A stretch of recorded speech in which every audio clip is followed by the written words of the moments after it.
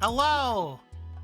Oh, We're here. Hi. We're here a lot. We're there. That high. oh my gosh. Man. Burb. Urbaderb. Derb. Urbadurba. Blurbadurba. Welcome to session 100 and whatever it is. The part where I kill everyone. Yep. The part where the long con is revealed. The Yep. part where Gorthos kills you. Gorthos' machinations lie undetected for years. My machinations. Gorthos I can't be pro CP. You finally did it. You lasted over 100 episodes in the party, Gorthos. I said that if you were able to do that without people finding out you're evil, you would get this crunch bar and you could kill everyone. Do I have to get the crunch bar first or after? You know, I mean, I guess I could send you the crunch bar first if you want. Like, It's gonna be melted. it might be melted then. Yo, that's a bar I haven't had in a long time. A crunch bar. They Crunch have bar's too. a little I late. I want the crunch bar. I haven't seen a crunch bar in Canada since I moved here. My favorite form. I remember when I was really little and they had the crunch bars with like the Pop Rocks kind of stuff in it. Yeah, I miss that. crunch bars are cool. Yeah, No one can be evil with crunch bars during the conversation. That's just true. they're just our reality's yum Except bar. for Jester, apparently. Unless you start talking about what Nestle does when no one's looking. And when people are looking. Oh, let's be honest. Every corporation ever does that. We're so close to Cyberpunk 2077, it's not even funny. They literally force them to. They literally won't give them drinking water. Okay, so we are talking about the water. Okay. I was like, are we talking about the water? There's Okay, no good. water for them to drink. They have to pay. I was playing Cyberpunk 2077 the other day, and there was a section in it where they were talking about a mine collapse. And it's like, the workers, luckily they had their implants that allowed them to go into hibernation, so they were able to live those 2 weeks without food and water. And luckily, after a brief checkup and making sure everyone's okay, the workers got right back to work. Yep, that sounds like Cyberpunk. And like they were like, the news was depicting it as a great thing. Like, they were able to get right back to work. Disgusting capitalist dystopia. Why does Night City suck so bad? That is like I don't- 2 years away from where we are currently. I'm playing. I don't know anything about Cyberpunk except for the bit of the series Mhm. that we saw a long time ago. That's right. And that was that thing where, well, I kind of didn't like it. That's why I didn't finish it. It's fair. It's the first episode where like his mom dies, and it's just like, I'm sad. yeah, she was such a good, EMT and did so much for everybody and saved a lot of people's lives, but her insurance just fucking sucks because she's poor. Here Yeah. you go. Here's a can with her ashes. You can do. There's nothing else. Yeah, it's like, the same kind of. I completely get that with you, Squeaky, because it's the same kind of feeling I get with Warhammer. it's just too Yeah. bleak. There's just nothing to look forward to, and everyone sucks. Mhm. That's why you either die a legend or live to be a nobody. I just don't like those sorts of series. That's I fair. agree. Nothing to look forward to. When it comes to Cyberpunk versus like its bleakness versus like Warhammer's bleakness, for me, I just really love the aesthetic of Cyberpunk, so I can get over it. Mhm. Whereas Yeah. like it's harder for me with Warhammer because I'm not into the aesthetic around it as well as the messages with it. So it's as Yeah, long as one or the other happens for me, I'm good. Yeah, no, I can That's fair. kind of agree with Warhammer. I will give Warhammer the fact that it is very ridiculous, and it seems to know that it's ridiculous. Mm-hmm. So I'll give it that. I can jive with that to an extent. I Oh, think shit. that, huh? Lindo gave me a thing. Oh hell yeah! Hell yeah. Nothing to do with any of you. Yeah. So, what was your, sorry, Squeaky, what was your thought? Again, I'll give it the fact that it seems to be it seems to know in and of itself that it's ridiculous. It But then does. there are some facets where it feels like it takes itself a bit too seriously.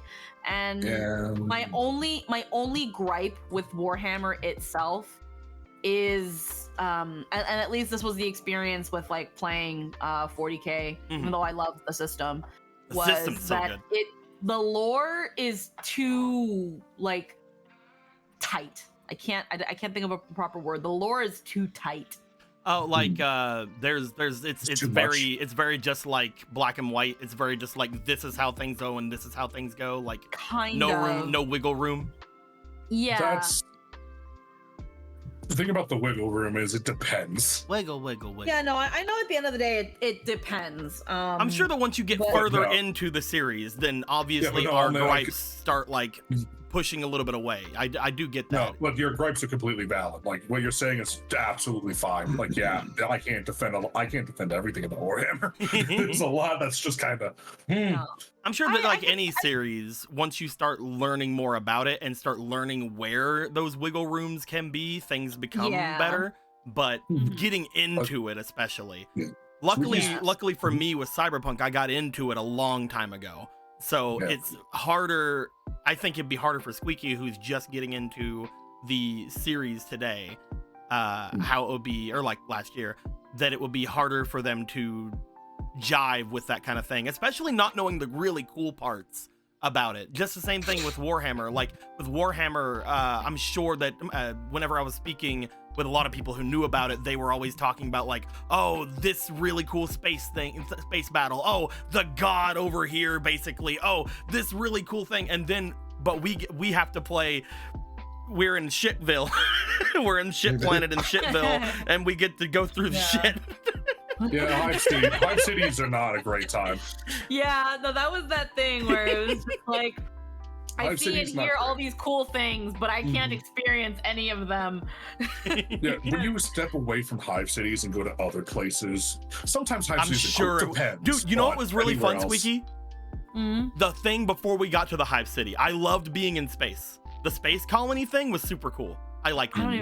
I don't remember half of that shit, dude. That first little thing we had where we had to essentially figure out like how to save some of these noble people, and like there was a whole bunch of like crazy bullshit going on. Oh, I think I think it's coming back to me. Where I met Cindy and Mindy. Oh, those dumb bitches. But like that whole area where we had to save those noble people from like the space shit and like do stuff like that was fun. If we just did space adventures and like dove into the Hive City just to leave it again, I'd be fine with that. Like, oh, we're here in the Hive City to do like one thing, then back to space.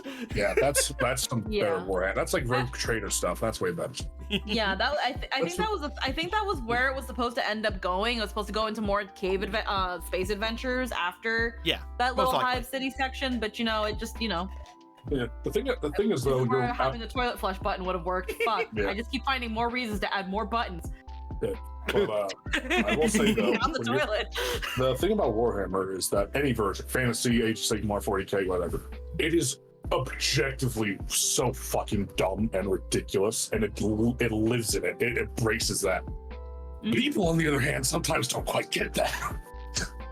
Some people take it a little too seriously. We need to.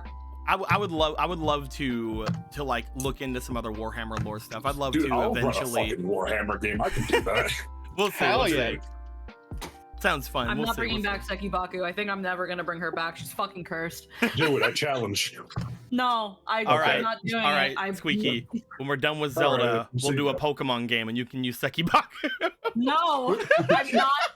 I think I'm just I swear, everything I've put her in has died a miserable death. Squeaky, you don't understand. They're half Zorua and half Arcanine. Shut the fuck up, Ethan. No. Wait, that would work though. They're half Zorua, like half Arcanine, and they can turn into a person. No. They also a lot. They genetically reverse engineered Evelyn to make Poke people. Shit, fucking bad. Peoplemon. Pocket people. It's very fun. So Zelda. Zelda, which is an amazing series to get into from the ground because it always resets itself, except it doesn't, and you have to check the lore. It has another series with a complicated lore that makes no sense. It's a very great place to jump in because they always say they reset every time, though. Wink. They always say there's a lore, but No. They always say there's a lore, and then they fucking change everything every time. Destroy it. We love it. It's great. Let's get into Zelda. Time travel's never a good idea. I can't say anything. That's not true. I can't say that. Do what I dare you. Steins Gate disagrees. I use so much time travel. He really fucking does. Especially with what you guys learned a couple of games ago. Speaking of a couple of games ago, actually not speaking of that, just speaking of last game. Who wants to tell me what happened last game? Oh, Ronan sounded like they wanted to do it. I'm trying to remember.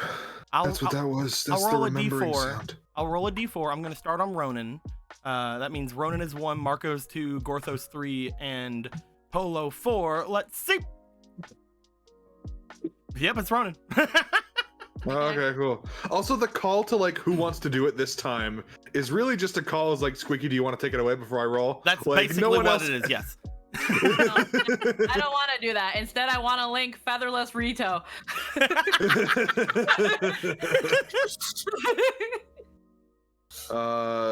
They're terrible. Last time we were going into town, into Lon Lon Town, and the dudes at the front were like, "Hey, there's some Zoras here. We don't take kindly to. Oh my God, that one's so cute. Oh hey, I'm. You know what? I'm gonna just let you in." And then they did. And then we heckin' got into the center of town. Marco's sister started passing out flyers while Ronan played music, and literally every person in the entire town showed up and was having a great time. You got some great rolls, dude. I sure did. And all of them were having a great time except for the mayor and his stinky gang. And they were like, "Hey, heckin' stop playing this music, because music is bad, and we hate the arts." And everyone was like, "No, fuck you, Mr. Mayor." And then my song finished, and then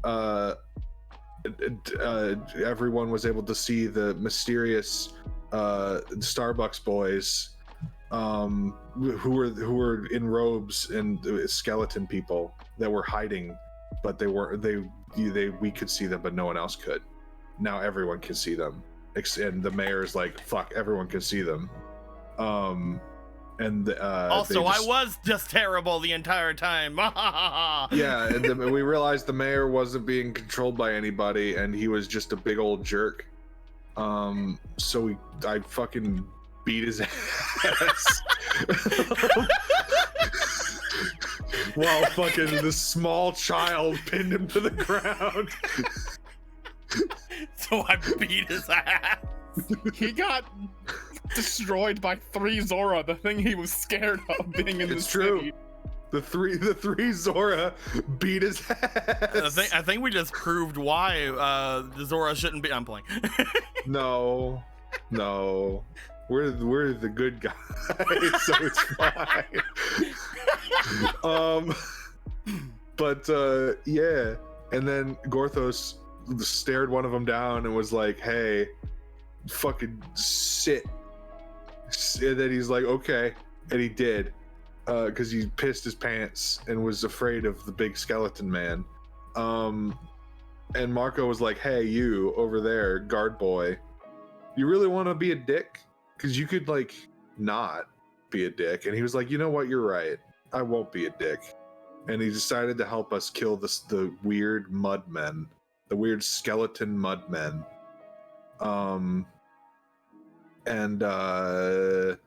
Yeah, so heckin' Kuro got fucked up and Polo saved him with the power of Jesus. And yeah, we got rid of all the baddos. And then was there anything interesting with one of those baddos? Yeah. One of them was like, "Hey, Gorthos, you remember all those dead friends that you have? I could like bring them back or whatever. It's no biggie. Remember that dead son that you had? Or no, that I might have deaded. Gorthos was like, my dead son, and he's like, you had a dead son? Oh yeah, I probably deaded them. I could do that totally. And Gorthos was like, fuck you, and he killed him. And yeah. So they were all gone. Now they're all gone. The town is saved. We did it. And then heckin' people had conversations afterwards that I don't remember a lot of the specifics of. That's perfectly fine. That's perfectly fine. Does anybody want to add anything to what was said at all?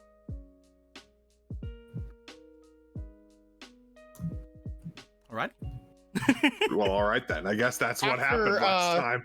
After we got back from taking care of the town and moving pots over to the milk shop for the cake that we want, we had some more discussions about what we'd be doing, who we'd be talking to, and Polo decided to talk to her brother Hadar about his relationship status. That's true. That could happen. While also getting him drunk on Chateau Romani. Oh yeah, Hadar was there.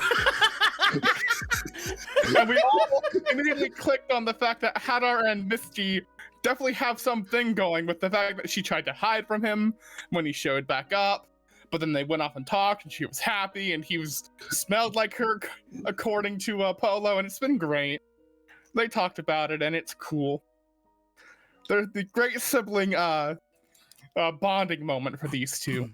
We love to see it. Love to see it. Love to see it. Alrighty.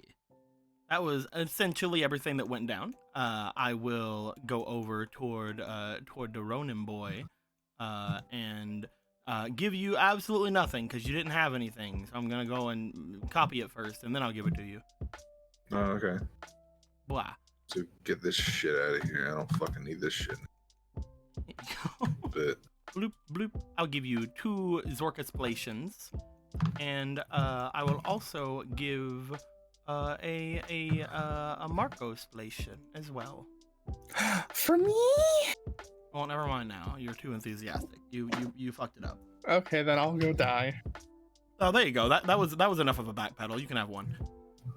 There you go. Perfect.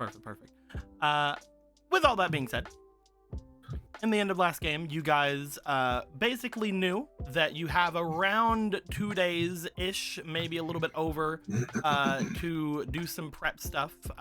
Maybe a little bit under, depending on if they can do well enough on the baking process. But you at least have a day or so. With that being said, we are going to go over a few interactions you guys could potentially have over the next couple of days. We'll try to keep them not brief, but we will try to keep them enough to where we can maybe do some other things today as well.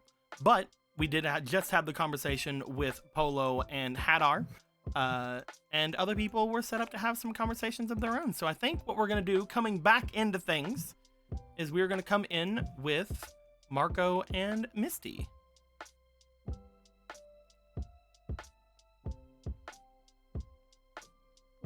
Hey, Misty. Sup, girl? Hey, Miss, you I love you, Emerald. You said that like you walked into a porno set. Hey, Misty. You really did. That's not what I meant. Oh, God. Hold on. You want me to do what? I was waiting for you to say something, and I was gonna be like, I'm too enthusiastic, but you did much better, so thank you. You gave the right amount of enthusiasm. But no, with everything going down that night, the same night that everything would have gone down for everyone at the thing, you make your way inside Misty's study as they are looking about a large book in front of them. You hear, "Oh, hello, Marco. Are your friends all settled in?" Basically. Good. I guess that's They seem a little bit distracted as they're looking down toward the large book in front of them. Something on your mind? Oh, well, I had other plans that I was going to mess about with as far as, well, figuring things out with the election and things going on, but now that we're sending the mayor off to Castletown, I guess I don't have to do any of these. As she, like, starts, like, going through, you see that there is, for the next, like, week leading up to the election, she had her day planned for, like, oh, this is like a charity day, this is bring all the cupcakes day, this is let people pet the cuckoos, this is going and visiting the hero statue, which is marked on the they have a mark on the thing saying to one day fix it for Marco. But as you look off toward them, they just seem to close the book in front of them and give a bit of a sigh, looking back over to you. There's not really... I mean, I was so used to the rest of the week being as busy as I think I've ever been, but do I just win? I think I just win now. I think you just win. As long as you, like... I guess the other people that tried to run against you two have probably dropped out at this point, I'm going to imagine. No one else tried. That's Really? usually what happens when it comes to the mayoral elections here. Usually people just let the mayor keep it. It's just, nobody really had any problems with anything until now. He wasn't the best person when it come to understanding what was going on with the farming and everything like that, but he was always trying to make sure that we had what we had from the Castletown, at least. Nobody had any problems with him. They really didn't really have anything to see past that face of his. The only thing that really seemed to show his true colors was that war going on. If it wasn't for the fact that he had tried to keep out the Zora and the Goron, honestly, I might not have even noticed. It's really hard to think of it like that. It was really close to just having everything be terrible. Yeah, it definitely would have been, especially if he was willing to work with someone like the Sage of Life. Speaking of... I can't really blame anyone for wanting to work with a sage, though it seemed like he at least knew a lot more than what he was trying to give off. He knew he was doing something bad, but when it comes to a sage, if they tell you something, usually it's supposed to be the right thing. I guess there's not really a lot of people around to corroborate that, though, at this point. Yeah. Well, definitely, or at least I think I should probably chase him down before he heads off to find out what else he knew about the plans, because it's like, there was a lot going on with what he and the Sage were doing here. Well, you might have to hurry if you want to go and talk to him. We were wanting to make sure he got to Castletown to get whatever is going before any plans were made to maybe stop him. He's heading out tonight. But I'm sure you'll be able to see him when you get to Castletown. It's just a step away from the door, right? That's true. I guess we can hold off. I can wait until then. She just sort of makes her way over and starts checking her shelves, looking about things, and then seems to just put her hands to her side like, I don't have anything to do. I don't... There's nothing I can busy myself with now. You could be farming. Says Chico. At night? No way. I don't mean that. You said that all your plans are basically ruined. Yeah, but that doesn't mean I want to do something I don't want to do. True enough. What are your plans now? I guess you're going to be taking your cake soon. Yeah, we'll be taking that up to Spectacle Rock. Could be a hell of a time getting it up there. Is 'Cause there any problems with the roads? Uh, I no, heard it's that just people don't really like taking the road off to the east of the castle town right now. The road to Kakariko is kind of weird, but you can maybe take a road on the other side of the Lost Woods, maybe. That is true, but from what we understand, where the Sage of Life actually is more on that side of the, up to the north to the east, over, Kakariko. Was that person not the Sage of Life that you guys beat up earlier? Well, from what we know, we had used magic to find his location, essentially, and it had still said that he was up that way, so him being here was weird at the same time. Does he Either have, like, he can- some kind of magic like all of you guys do? Unfortunately, yes, he does have something like us. Oh, well, would that explain it? Yeah. So if he has made his base up there, that would make sense. Or he could just literally have left and be anywhere in the world at the moment. Well, that's not good. Especially when he still has a captive with him. Fuck. It seems like you don't think you got him. Not yet.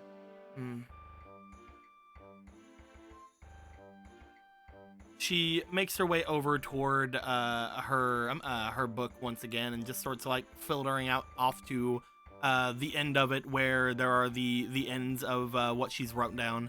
As she does, she sort of rips out 2 pages, the ones that were her plans for the week, and then just starts seemingly writing down more onto the pages in front of her.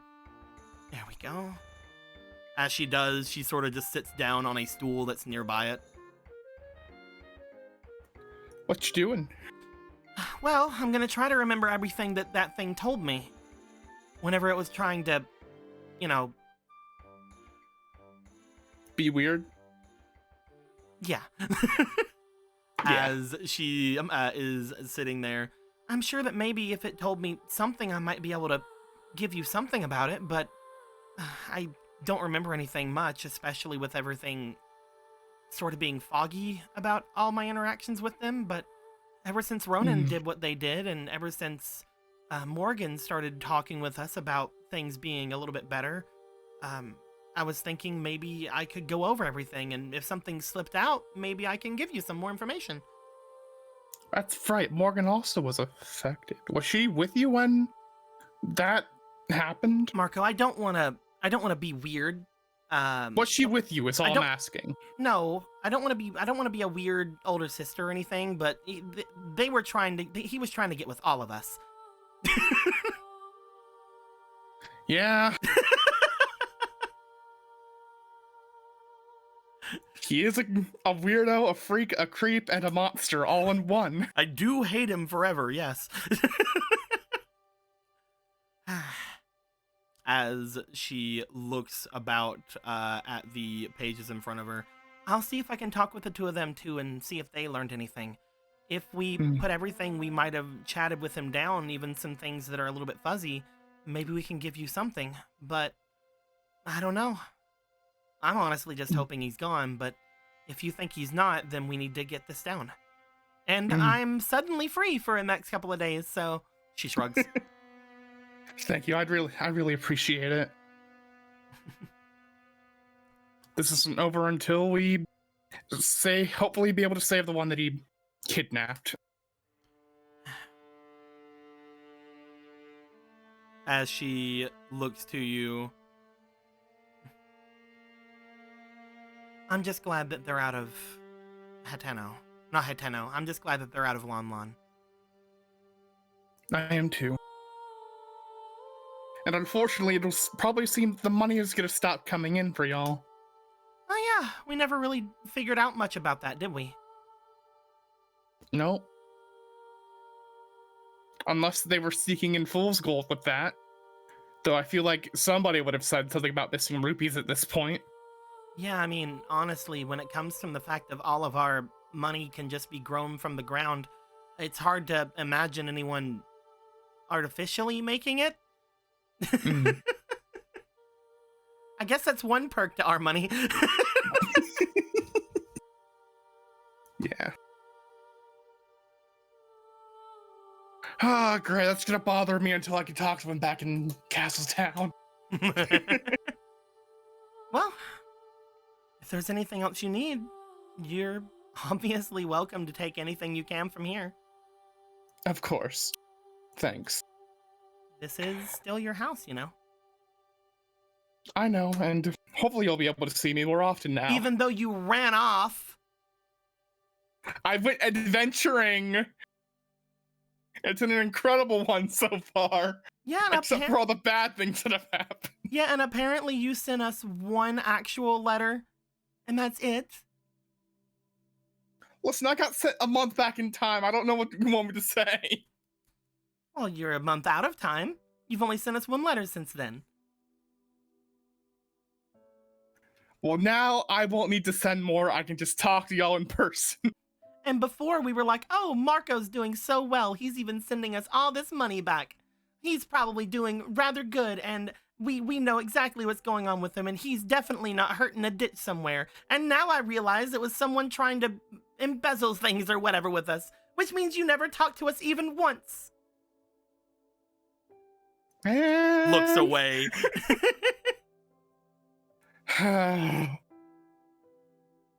But life of an adventurer is cruel.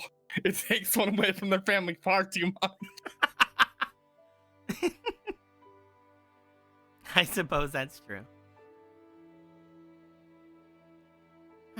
But now that you can visit more, all right? We'll come visit you too. We know where you live. Oh, great. Now you know where I live. Oh, no. And, you get to see a lot of weird things when you do pop over to Castletown and other places. Oh, yeah? Just a heads up, we have a Wolfos as a chef. We called him Chefos because he can't remember a lot of things. You see her close the book.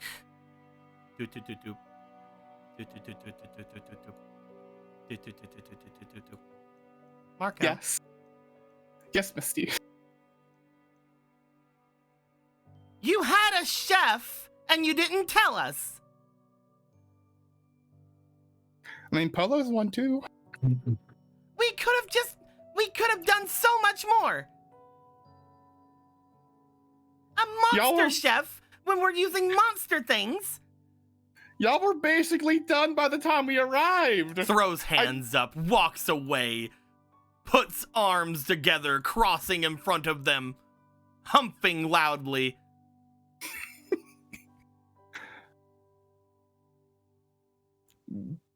We also have access to very nice baths and hot springs through the house in case that interests you. I already know about those.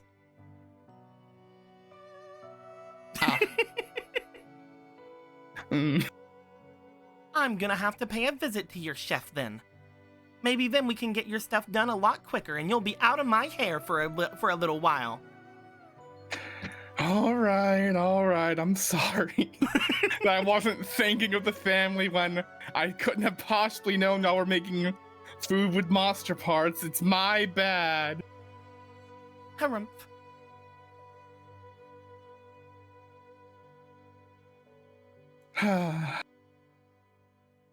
Oh, woe is me, for I have hurt my sister, he says, pat-patting. I am so terribly sorry. Well, you should be. If you could ever find it in your heart to forgive me. They give you a hug. Hug. I'll go find the others. I'll see if we can get our stories straight. Thank you very much. I'll talk to you in the morning, Marco. Yeah. Oh, and be sure to be wary. These aren't the only crocodile tears you'll be getting. I know. Oh, I didn't ask her about Hadar. Oh well. I'll get more information from Polo, I guess. They make their way away. They are potentially going to look into finding out more things that may have been slipped out of the mouth of the Sage of Life while they were around. We'll see if that comes to any fruition later whenever I give them a roll for it. However, Hell yeah. now that they know that you have another chef, potentially they can also speed up the process of creating the large monster cake, otherwise known as Big Cake of Big Big. As that goes down, you step out, and we'll go to other interactions real quick. Remember, this is just the first of probably 2 days of interactions. Only the first night of which. So we are going to go to Ronan. Ronan! Ronan! You would have made your way into the main room, the main area that Magic Frog is able to mostly sit down comfortably in. As you would have done so, you would have found Obra, who is over by the large fireplace area, just sort of standing, looking into it, not keeping a... Not like, you know, exactly directly right up next to it, obviously, but, you know, keeping a look down at it. As they stare into the flames, you would be making your way over toward the two of them. What you looking at? Oh, nothing much. Just checking out this fireplace they have. It's rather large. Yeah. When it comes to Hylians and their decorations, I suppose this is less of a decoration and more of a Furnishing? Furnishing is a good way to put it. Whenever it comes to them, I'm always extremely interested. Whenever we're at the river domain, mostly if we want to have anything like this, we just start a bonfire, but she shrugs. I guess that would be less adept at heating a home. Yeah. Though I do wonder how they keep the heat inside of their home so easily. Probably the same way you do in Castletown, I'm guessing. I actually have no idea, because I'm never there. I guess little things like that just sort of come to me every now and then. What's up? Nothing much. Just came to see how you were doing. I noticed we were really in sync out there today. You were able to keep a lot of things well enough in front of me, and Magic Frog here was able to give me quite a good vantage on any sort of encounters that were happening. I did miss a lot of my attacks, though. I mean, you're not used to it. You'll get better. I don't usually try to use too many damaging spells or even my own natural flames or anything. As they look back toward the fireplace, I'm not very good at it, but I did feel it was a lot easier with you out and about, with you making your way through and fighting as you did. It was really inspiring. Well, shucks. Not to mention Rudon tackling them and biting into their armor was really funny. Right? I was not. I mean, like, I guess I'm just not familiar with how strong our children are. I believe it's mostly thanks to them being a larger species of Zora. Maybe. I doubt any of my people could ever have done something like that at her age. I doubt that most of us could do that at our age. I doubt anybody who didn't go through the ritual would have been able to do it at all, especially with their teeth. I don't think any of us could do it with their teeth. But Probably yes, not. it was very interesting. She's a special one. She seems to have a blood of a warrior in her after all. Yeah. I'm glad that we don't have to worry too much on keeping her, well, safe. yeah. Well, we will have to, of course, but the fact that she is able to move and work on her instincts as she does means that she will hopefully not be much of a hindrance if combat were to happen around her like they did today. Yeah, I'm a little more confident going forward now, I think. Still gonna look out for her as best I can, but it's good to know that if I'm, for some reason, or not around, she could hold herself a little bit. That being said, the last time we weren't around, everyone almost exploded. That is true. They say mentioning the Goron encounter where you weren't there that day. Oh yeah, I heard about that.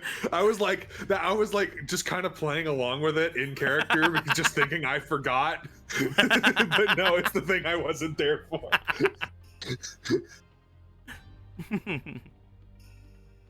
They are really lost without you, Ronan. I mean, that probably would have happened even if I wasn't there. Let's be real. Or even if I was there, rather. She seems to tear her eyes away from the flames for a bit, looking up to you. You are...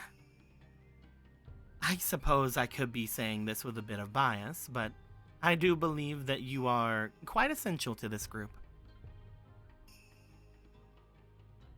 Really?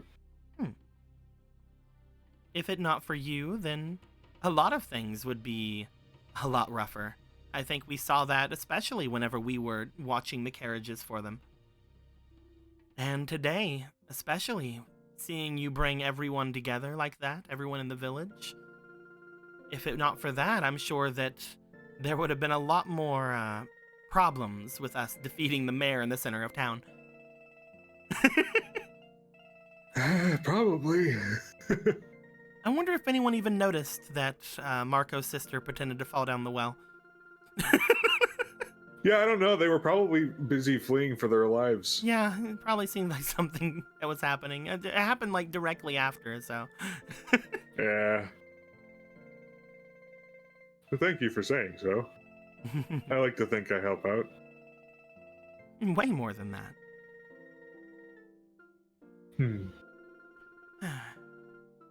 They look back toward where Magic Frog is, just sort of leaning into them and just facing away from the fire now. So, are you planning on staying on the farm tonight? I'm free as can be. I got no particular place I want or need to be, as long as it's with you. I think we'll do the usual then. It makes about as much sense as anything to make our way toward your place whenever everything is so connected as it is. Especially because in between everything we do, if we don't have any of those doors made like we have here, it's decently hard to find a good place to sleep. Yeah, it's true. I'm getting used to the everything moving whenever I'm trying to rest. Yeah. We gotta fix that. Oh no, I was more meaning the clam. Oh, I thought you meant the carriage. No. Okay.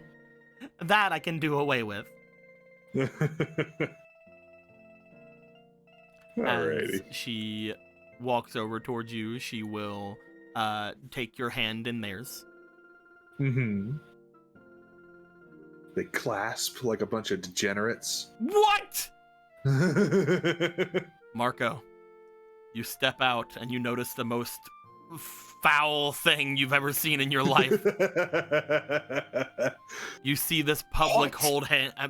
hold handing. This public hand Hold holding in front of you. Marco nods approvingly as he lets them be. Get that hold handing. Yeah. Hold on. Hold on. Hold on. Oh, Hold on. there's Thunder. I'm gonna put it in. Oh, there's Thunder? Yeah, on my end, there's Thunder. It's Oh, not loud no. enough for you to hear. Oh no. Are you gonna I love die? it. Probably not. Oh, okay, good. All right. I hope that doesn't come south towards me. I hope it Heck. does. This No. is Marco. I put it in RP chat. Yep. Every time I nod in character, that's the nod I give. For all of my characters, it's just their shared trait. I'll throw it in Zelda RP. That way you guys at home can see as well, except for those watching the VOD. Anyway, there's the Marco nod. There we go. Anyway, as Marco makes their way out, do you want to make your way to your place with Obra? Yeah, just do the Dongo thing tomorrow. You notice that Magic Frog sort of just gets comfy, lays down in the corner of the room, squeezing between the warm fireplace and the large sort of shelving area beside of it. Hell yeah, dude. He has a hole. Get He's comf. ready. As you would make your way off, we'll make our way over to Gorthos.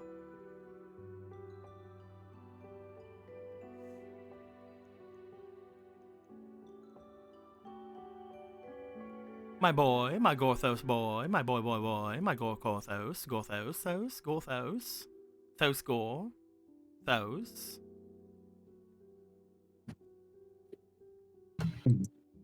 Hello.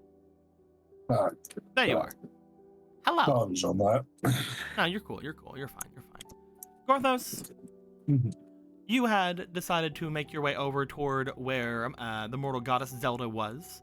As you would step your way through the little sitting area over toward a little tea nook, a little area off to the side here, you follow the steppings until you make your way into this little nook, this nice little nook, as you see the mortal goddess looking back out over the large drawing fields behind the farm. As they are looking to them, is there anything in particular you want to do before you make your way at them? Trying to find a good music. This is fine. This is fine. No, not really. You step your large feet over into the direction. As you do, Zelda would look over their shoulder towards you. I saw everything. Did you now? Most everything. You suppose you missed the part where he entered the dark void? I saw you were speaking, but I guess, yeah, that is something I did miss. I didn't see any dark void. They were looking happy at you for a moment, like, oh, I'm gonna congratulate the fuck out of you, and then it's like dark void. It's like, oh no, this is more serious. Hi. He's glad you enjoyed the show. Come stand over here. No. Explain. No putting up any sort of face, no anything like that. What happened? He just takes off the helmet and just puts it down. Just.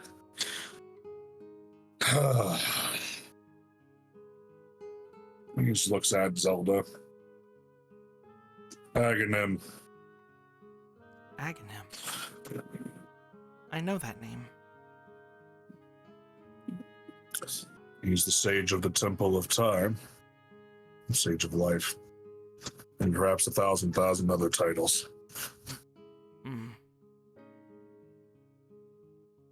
What happened?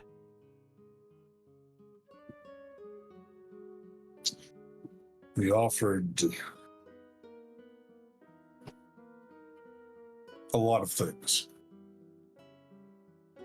Things he thought he could buy Gorthos with. Such as? A chance to undo the damage in the Lost Woods. To bring back all of them. But we do not even know everything that happened in the Lost Woods. We don't.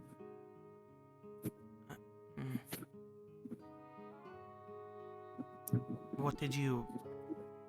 No. They shake their head. I know what you said. Is he that predictable? When it comes to this, I think it's great to be predictable. Gorthos, I'm so sorry. Yeah, the temptation was there. If only for a moment. They bring their hand over toward your large gauntleted hand and sort of put both of them on it.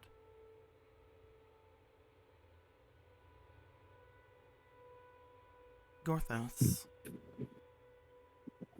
you said that he wished to undo those mistakes? Bring them all back. Like he did to Slaverman.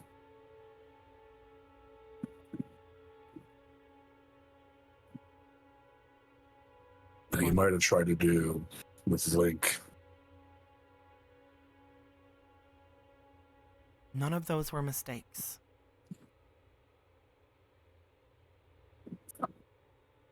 We both know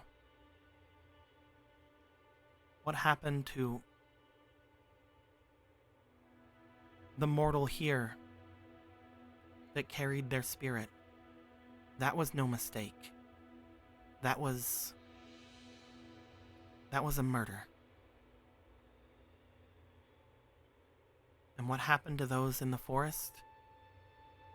Heroes don't make mistakes, Gorthos. You know that. They all wanted to be there. They all knew what was going on, even if the two of us don't. They knew what those stakes were. And they all chose to be there. Whatever Slaverman became, and whatever this Sage of Life can give,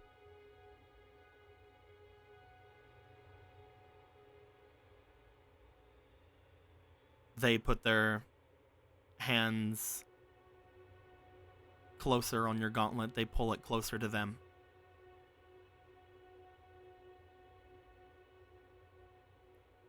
Even though you are long-lived, you are still mortal. Just like me, now. And then. That's the way it is supposed to be, right?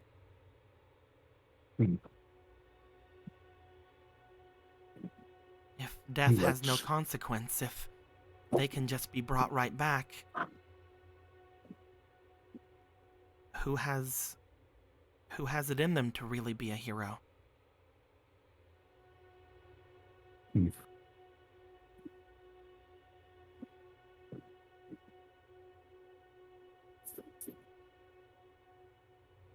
He chastised him for even bringing up the idea of bringing them back. As you should. And he laughed. And he laughed. And he laughed. They always do. And they don't understand. Though, it's strange. It gives him pause to think that if he's to be believed, at some point, having him taught Gorthos how to weave magics. And I yet do here not we know. stand now. I do not know much about Aghanim, which means that they are not in my domain, which means that they are not mortal. No. I have heard the name before, but it was from back in those days, back when I was alive.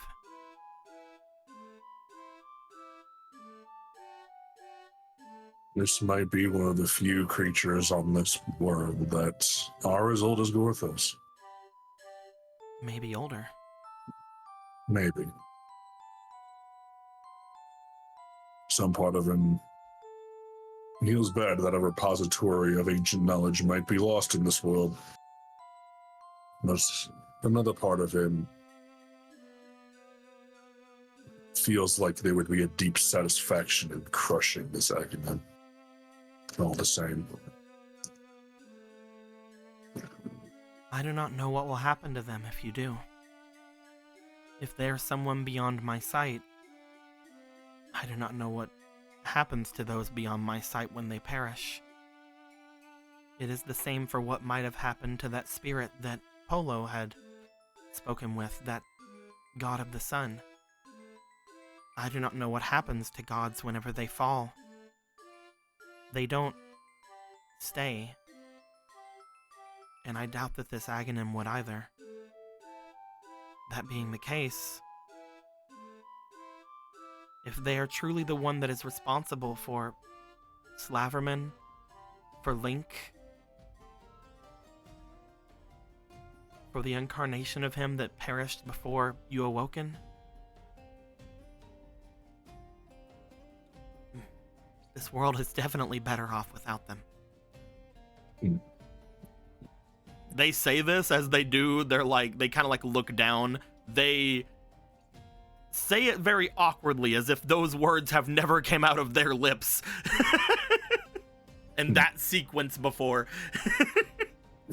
Strange, isn't it?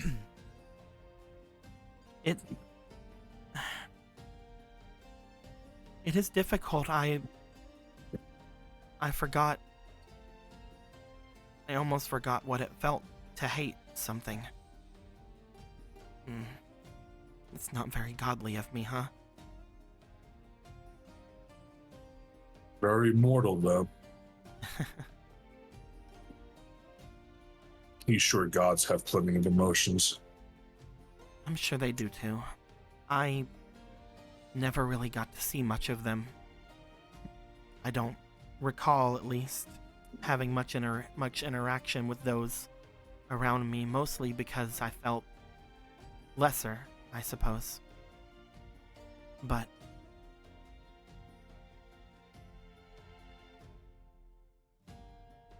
if I can act selfish, at least just for one thing, it would be for this Aghanim and whom I can only assume he serves. Oh, he knows exactly who they serve.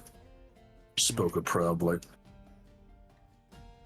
Gorthos was very wrong about the Sage of Life's alignment.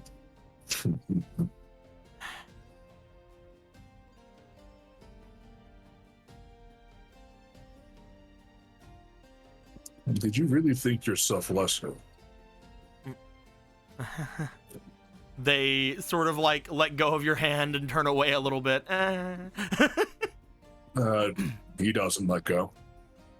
You like grab them again as they go to turn.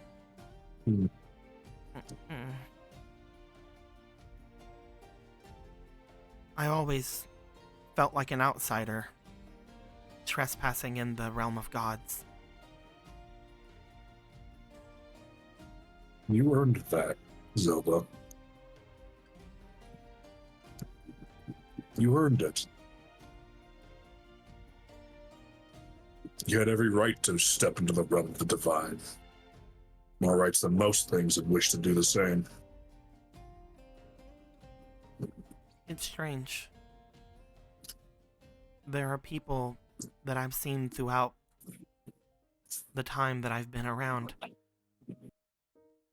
There are people who would give everything to have long life, longevity, immortality, omniscience. But it is not something I ever wanted, Gorthos. I only did what I did for Link and my people.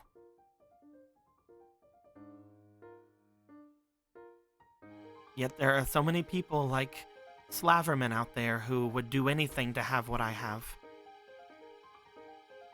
It's weird to have the same power that they covet. They don't understand it. People who crave immortality are afraid of death. Those who crave knowing all are terrified of ignorance. Would I say the same if I didn't have it, though? They look away. Would I be able to say the same thing, that I don't want it if I didn't have it? Or would I covet it like them?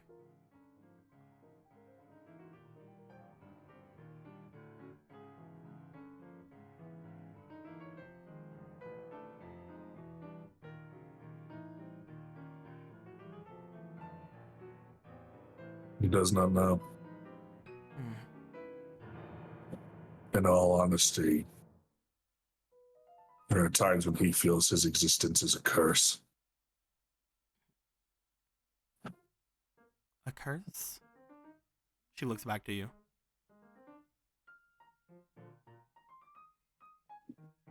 Imagine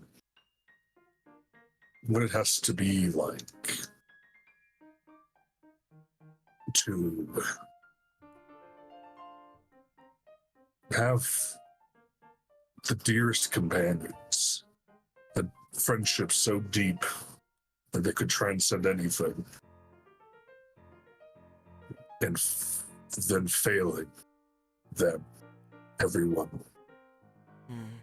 And then waking up 10, 20, 100,000, 2,000 years later, when those people you cared about so most, they're gone.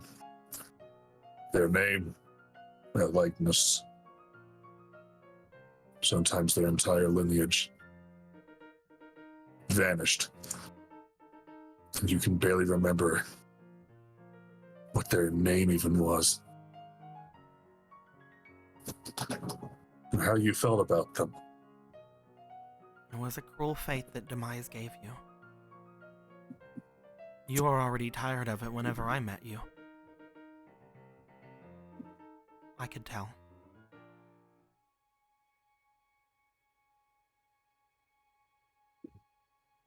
I think he could too.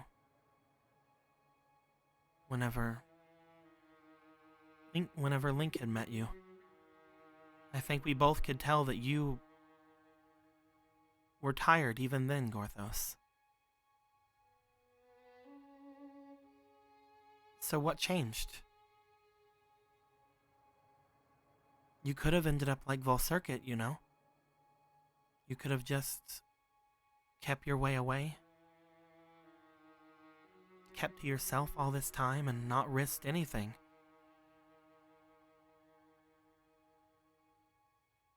But you chose to open up your heart.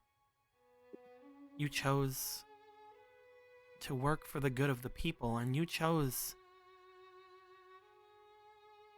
to be a hero in a world that desperately needed one.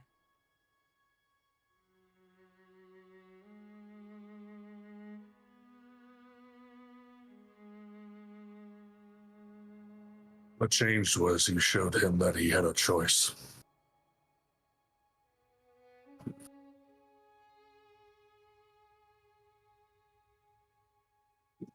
He doesn't blame Volcircuit for taking the choice he did. It's normal to be afraid of things that you don't understand. And Ivori?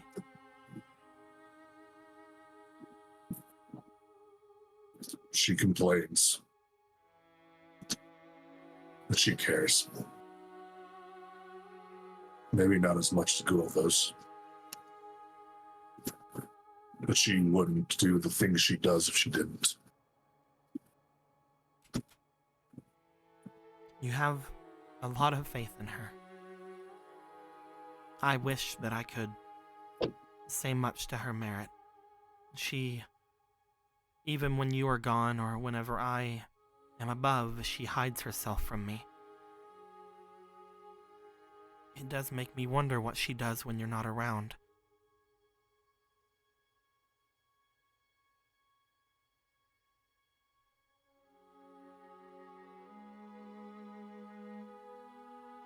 I wonder the same thing.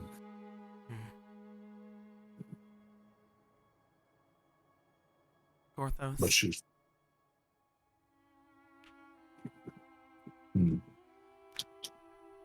You are like me too now, you know?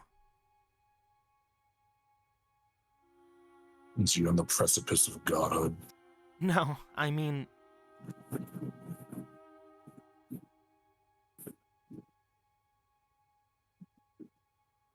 You are one with that choice. You have this final life of yours. You have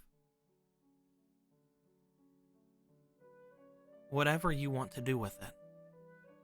Whether it is going on as you continue to do now, or just holding yourself away and making artifacts of grand power with no real use for them at the moment. Hiding them away in dungeons, if you please.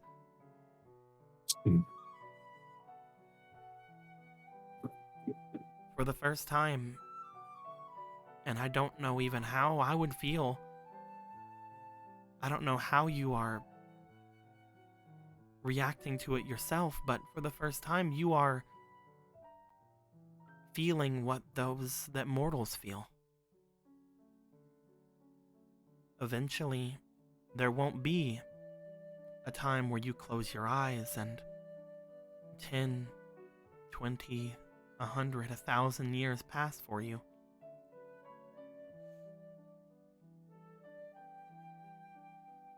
You can take that as a bad thing if you wish, but I really hope that you see it as a blessing. That this life you can cherish. You can live to the fullest. You do not need to live it in service of someone. You do not need to live it in service of me.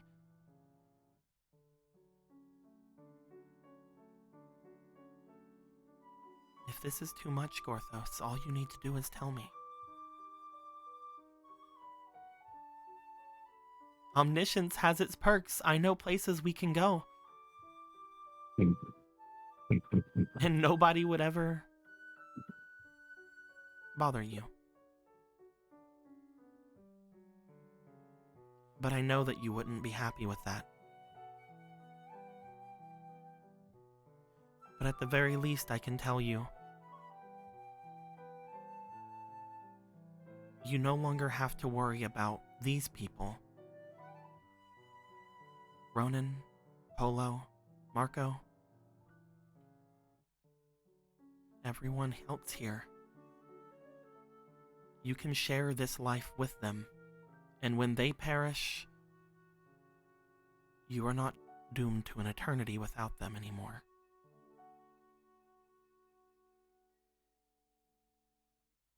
As somebody who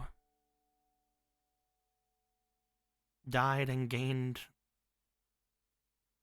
all of that in front of them, I can tell you it becomes strange. And if I could choose, I would probably not choose it again. But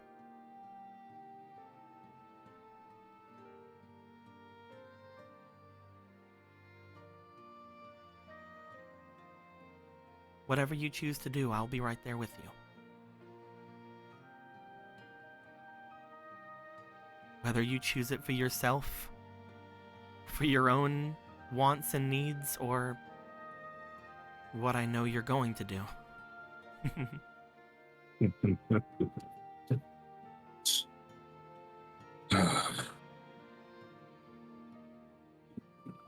No.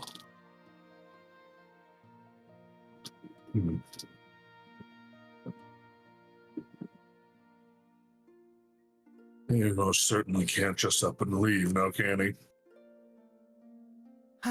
I was giving you an out and everything, but it seems that you have pushed me, and you have not allowed me to let you leave my service. I tried ever so hard. Yeah, the effort shows.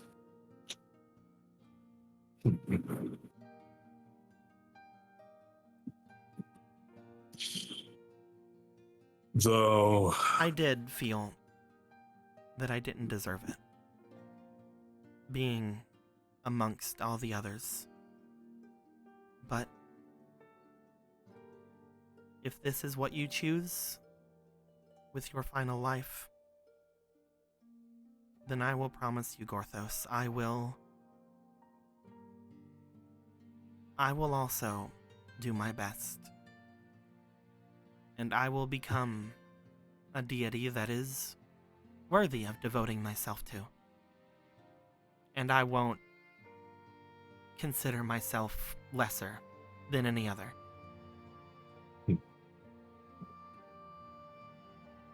you shouldn't.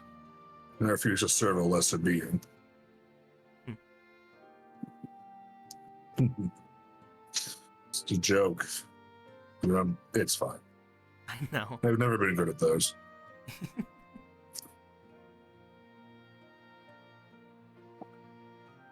What do you think is going to happen if I do die? It is win. It always has been win. But they look at you. If I spoiled it, then what's the point of getting there? Huh. Is that one of the fun feelings of being mortal? I can just tell. You're going to think about it for as long as you're still around. Years and years. Oh, is there something there? Oh, please, goddess, tell me. What will happen to me? Oh, let me know. You want me to come back to you on my knees praying and begging for answers? Oh, tell me, great mortal goddess.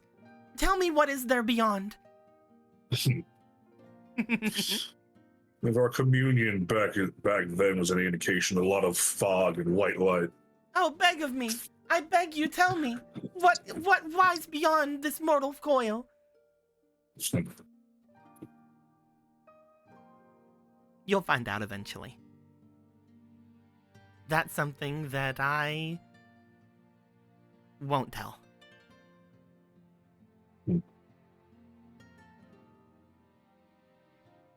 Well, if that ever happens, I'll have to deal with it.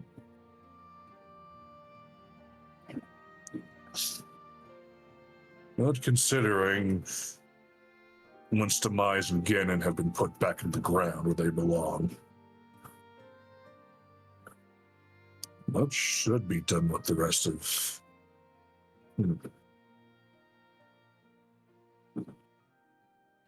We can think about it later.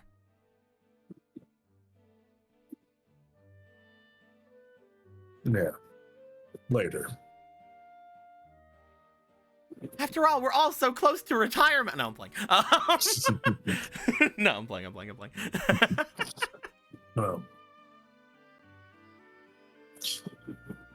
At any rate, you see how Rodon bit that guy's knees?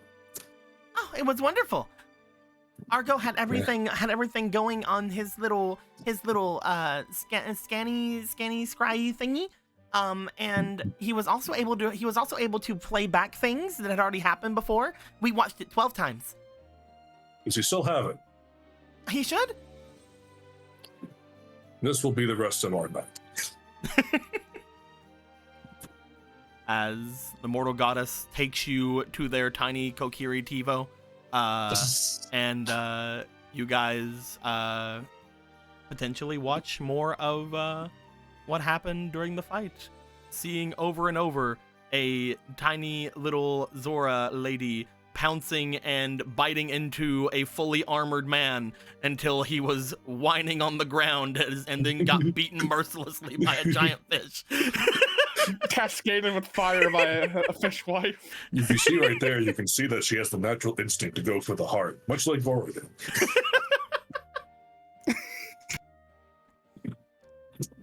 With everybody, I'm so proud.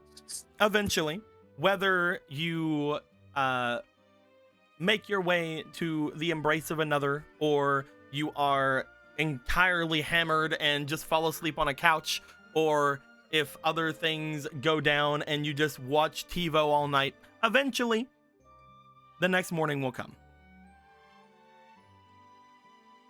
As the next morning comes, as each of you would have had your day away, during that morning, Marco's sisters, Morrigan, as well as Madeline and Misty, will make their way off into different directions. Madeline and Misty will make their way off to the main thing of Lon Lon to start messing about with the cake, as well as start trying to get people calmed down over the events of the day that happened before, talking it out with the guards and everything of that nature.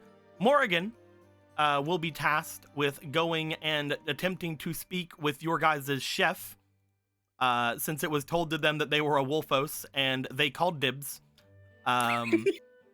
As Morrigan will make their way to attempt to collect Chefos and ask if he will make his way into Lon Lon, where everyone can see him as a giant Wolfos and make a cake with them. He'll have a chef hat and apron. It'll be perfect. He will have his Let's let this town that has been potentially scared through Zora and Gorons instead see an actual giant monster and watch them bake a cake. We'll just watch him make a pretty cake. It's fine. It's perfect.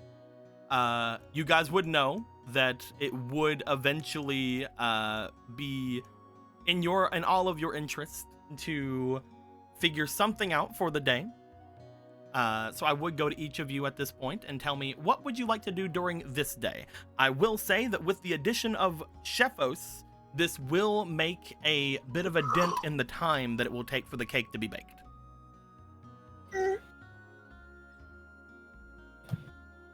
Dubba the dangos. Dubba the dangos. Yep, going to dubba the dangos. Dubba the dangos. Yep. Alrighty. Ronan will be making their way from the sea domain to the river domain to attempt to tame their Dadango one more time. Polo, what would you like to do?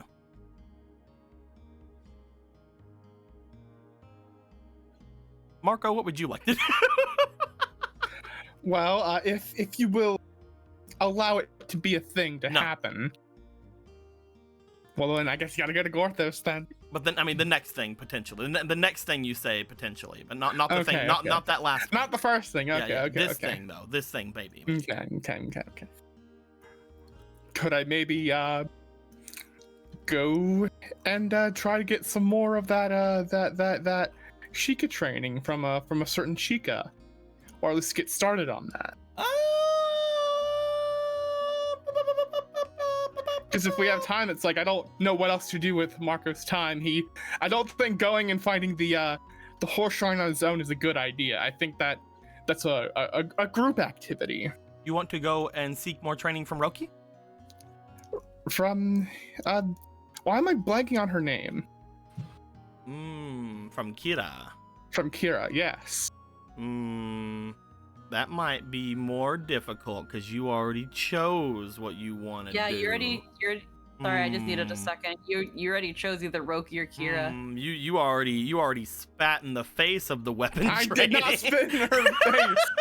If I am not able to you already went this, up and drop kicked your way out of that. if that is a thing I cannot do, that is fine. It's not a thing you cannot do. Okay.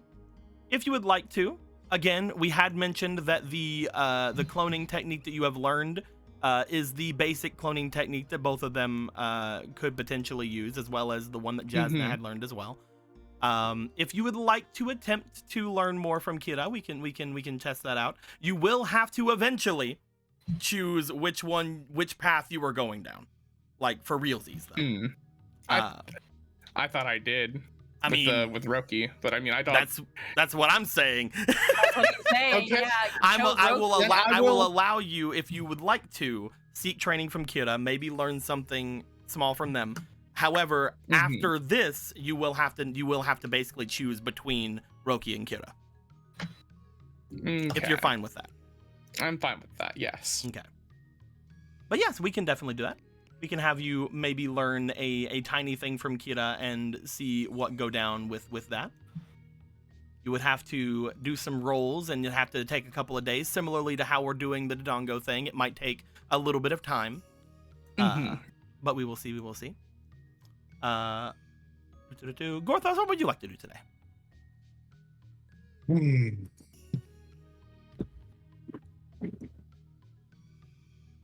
Well, as fun as it was watching this mayor get the shit pummeled out of him on repeat all night. And here's the time you can tell he passes out, because inside of the armor, his arm seems to go limp right there.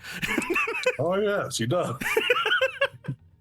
This is quite amusing. I wish we didn't have the helmet on there. Then we can see the moment that left his eyes, that consciousness left his eye.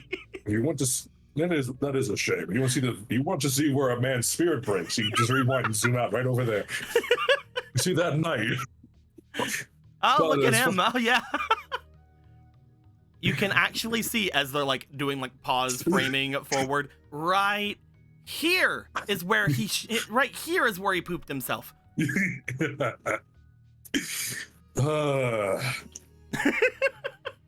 Good times. Gorthos forgets how scary he actually is. You just see June just like, well, you are a big skeleton guy. He does not understand how that has anything to do with it. It's very scary. Let me see.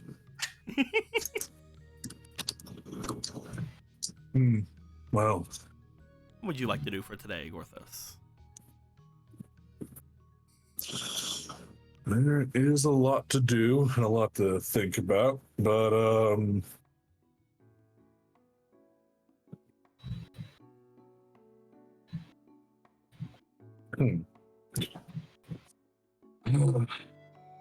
I'm trying to figure that out, honestly.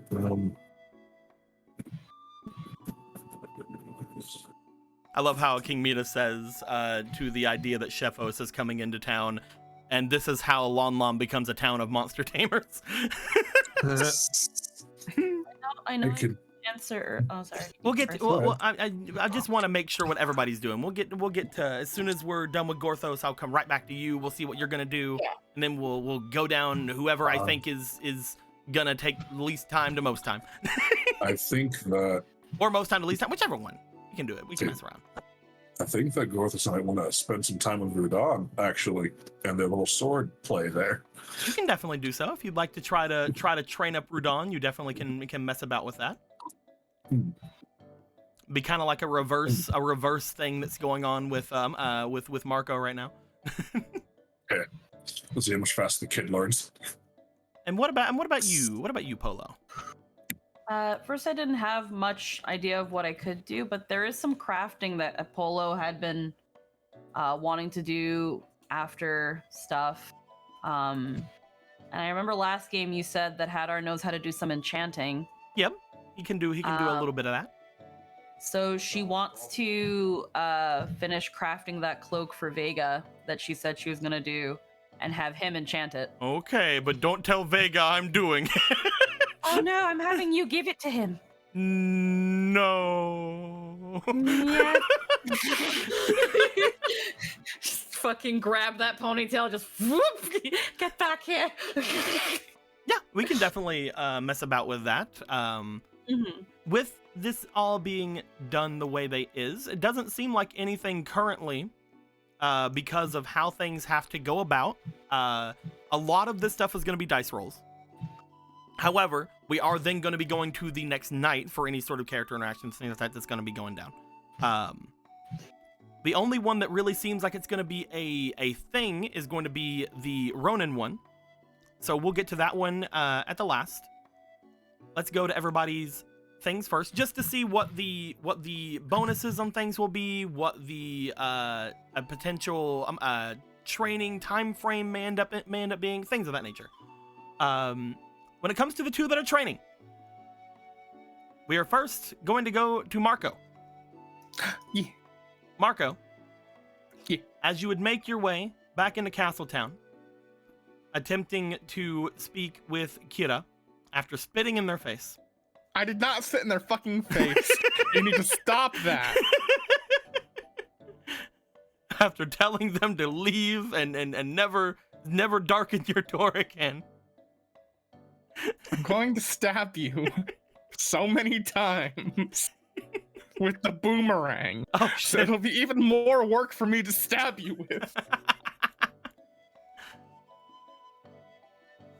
But no, you would be making your way to Castletown and then off into the castle itself. You would make your way toward the place where you would have trained with Roki and Kira before. Letting your way in with all of the things and them and things, yada yada yada. You get him rather well, obviously. Everybody's fine with you showing up, I suppose. I found it, Dico. Somewhat. I found the Marco clone. And there it is! I found him! I told you I Hey! made him! You did! I Look at him! Fucking told you I made him. Hell yeah, I will take him to my side. There you go. Fucking told you he existed. You didn't listen to me. I believed you. We just couldn't find him. He You. was just sitting there, They always. menacingly. They always hated me. Hi, Dika. How you doing? Love you, man. They We should hang out always later. hated me. But no, you would be making your way here. I would like to know, Marco, a couple of things before we do any rolls. Is there anything you would do before coming here? As in, perhaps informing the guards that they would be receiving a visitor in the coming days. You could do that if you'd like. We can say that takes no time at all. I just want to know if there's anything you would do before making your way here for your training. Other than specifically picking up the black rupee from his room, nothing else beyond that. Nothing else beyond that. All right. Should there be something I should be thinking about? I don't know. Should there be? Marco, roll me for your experience. All right, I will roll my experience. Oh yeah, we also should get our daily thingies. No, you shouldn't. Roll for Okay, experience. All right, I guess I won't put anything in this. That's fine. That's an 11. You are, by the way, in your thing here. So yeah, you would just have 8 for the day. So I would just give you 4 more. Blah. Bing, bing, bing, bing. There you go. Hell yeah. So Marco, you make your way out of your home. You travel the long path it would take you to go from Castletown to the area between Castletown and the castle to the castle. I'm giving a lot of time. So should I go check out the church to see if they, are missing money? Is that what you mean? Should I be looking This for has Hosier? nothing to do with story stuff. Nothing to do with story stuff? Not a damn thing to do with story stuff.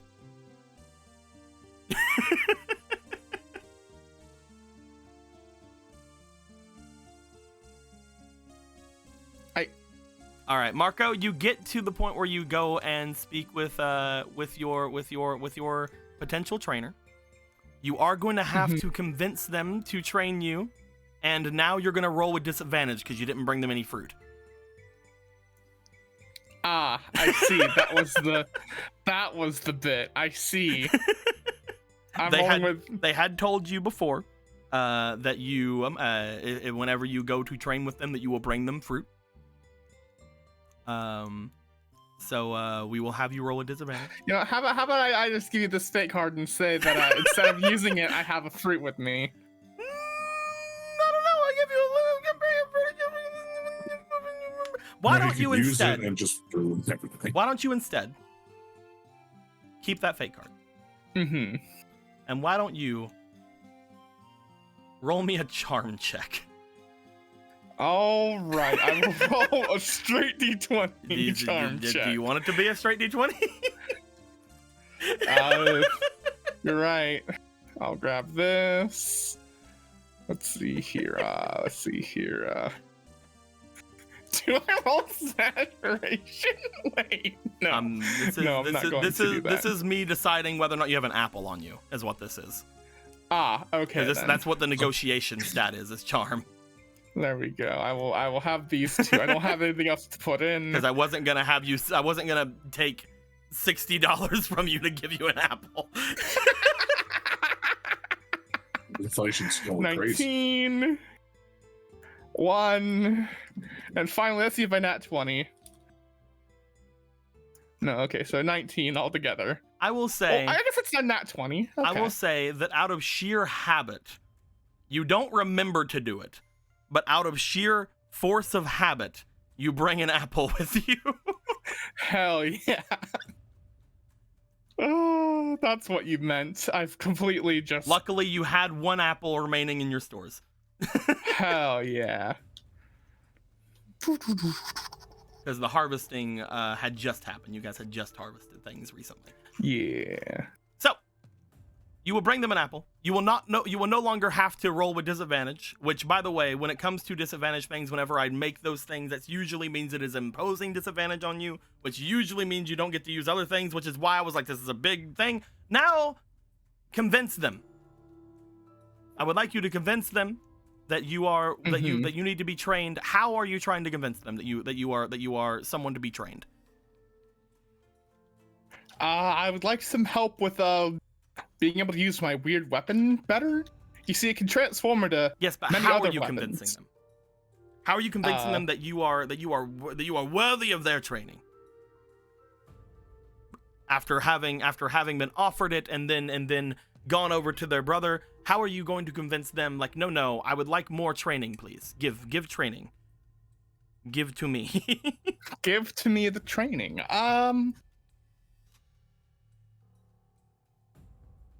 Because again, the Sheikah are much more about your actions and much more about your ability than other things. Is there anything you'd like to show them, or is there anything like you want to boast on? Is there anything you'd like to bring them other than a single apple? Well, in Lon Lon, we literally just took care of a bunch more of those weird mud puppets from the Sage of Life, and the mayor is going to be bringing himself up to Castletown in the coming days to plead his case of not being imprisoned. So you are. It's all thanks to me and my quick being wit. Boisterous. I'm being boisterous about it. What I and my allies have done just yesterday. Of course. Our second day of being at Lon Lon or whatever. I would like you to roll me for your charm then, if you're being boisterous, wanting to tell of your achievements. Yeah. Statistically speaking, though, that kind of tracks with our ability to do things. Yeah. Mm-hmm. That kind of tracks. First up is a 13, and second up is another 19. That's very good. Charm. That's very good, because when it came to this, you were gonna need a very high charm to get them with boistering. Because usually they wouldn't listen to a lot of boistering. See how they reacted to Gallon. They're not one that usually gets persuaded in that way. However, telling them of your guys' exploits, and then also letting them know how you had planned on getting the city to get about its grievances, letting them know that you guys had first thought to use espionage and little tiny cute girls to get your means. They're like, yeah, that sounds like the ninja way. I'm good with that. This is great.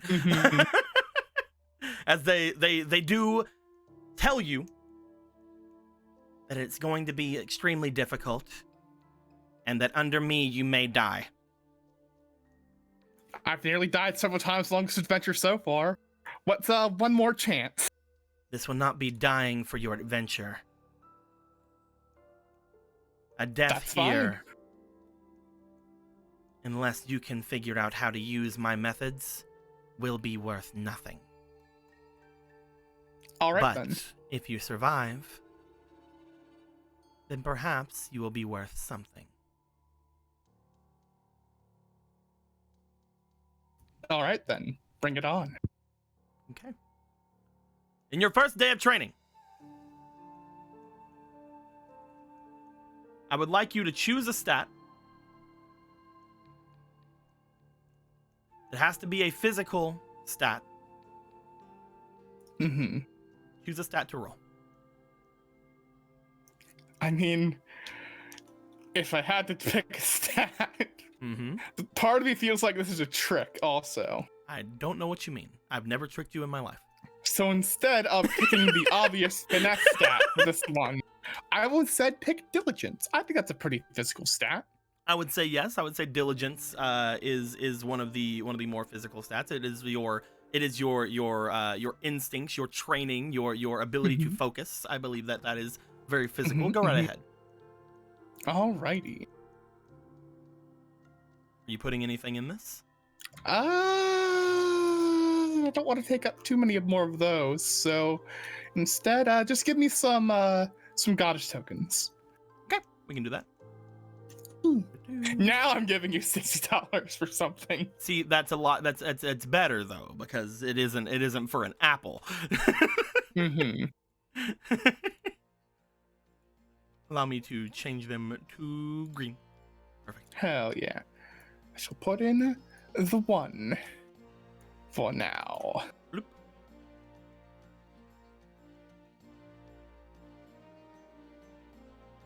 14. Pretty good. That's pretty good. That's a pretty good roll. And 13, so 14 plus 4, so 18 altogether. That is an 18 on your roll. I'm gonna write down this because there is a threshold you have to get over when it comes to training and different types of things and learning new heckin' cards and whatnot.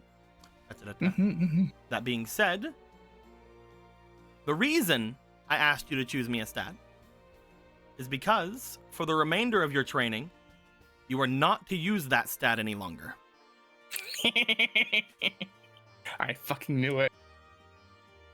I knew there was a catch. That being said, I mean, to be fair, if you would have used your finesse here, I mean, you're eventually going to use your finesse for something, right?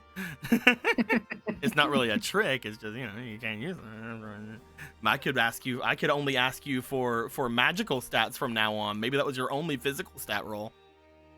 Fuck off. It's Kira. What do you mean? Fuck off. How about? How about fuck off? It's Kira. She's the physical of the two. They have some magical ability. What? No, wait. We'll see how things go. We'll see how things go over your training. We'll see how things go. That being said, you do rather well. That day, you guys focus on reacting to attacks. You find that you are able to somewhat keep up with them a lot more after your training with Roki. You're able to keep them from slicing your neck open a couple of times. Thanks to your danger sense and your new ability of watching about with the Sheikah. You are rather adept. You are rather trained. You feel like when it comes to most encounters, such as anything with like a random guard or even a guard captain of the castle, you probably could take them at this point. Maybe the Royal Guard would give you a run for your money, since they do apparently have their Rito training that comes specially for them. But you feel like you might be able to take anybody below like a Royal Guard at this point, just one-on-one. I can take them. You're decently Gonna sure. fight, right? In a fight, right? As you would be sent back at the end of your day, exhausted from literally defending your life all day. Like a true adventurer. You feel that the difference between Roki and Kira's training is very obvious. Roki was teaching you how to react, how to go about being a ninja, how to do things like that. Kira is teaching you that everything in the world is trying to kill you and you need to stop. Perfect. As just perfect. You make your way back, we will go to Gorthos. As Gorthos, you are going for your training with Rudan. Rudan is absolutely great with training with you. They are wonderful. They're like, yes, I will become the strongest because I already am, but I will be better now. I'm a guard, you know. I would like to know, before we get into anything, how would you like them to be trained? Currently, you know that they are I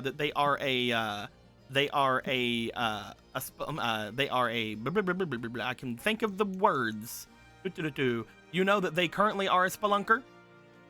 They have spelunkery things. They can make traps and do things of that nature. They are also sort of a fighter, though they don't really have any fightery cards. So you don't have to really take that into consideration.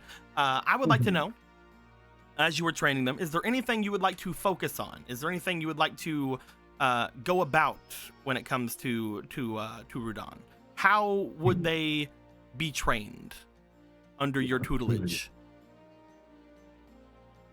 Seeing and as they do enjoy being tricksy, I think straightforward combat is not necessary.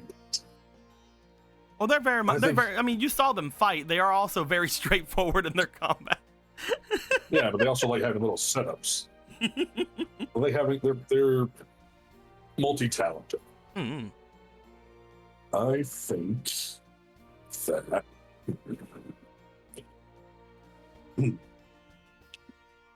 I have an idea of what we can do to emphasize her natural talent for, well, creativity. Okay. And I think with the proper supervision, statistically, no one should die.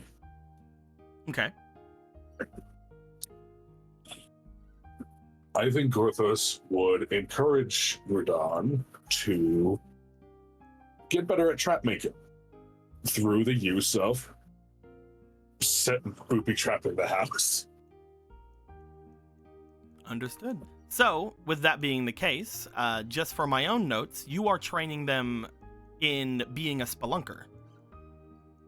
Yes. Because you were wanting to continue doing that kind of thing. Yeah, she has a propensity for it, and she's stupidly strong by default, so when it comes to physical strength, she'll get used to that naturally. This will be better for other things. Definitely. Okay. As you will go about continuing their spelunkering training, we will make my way toward where their cards are.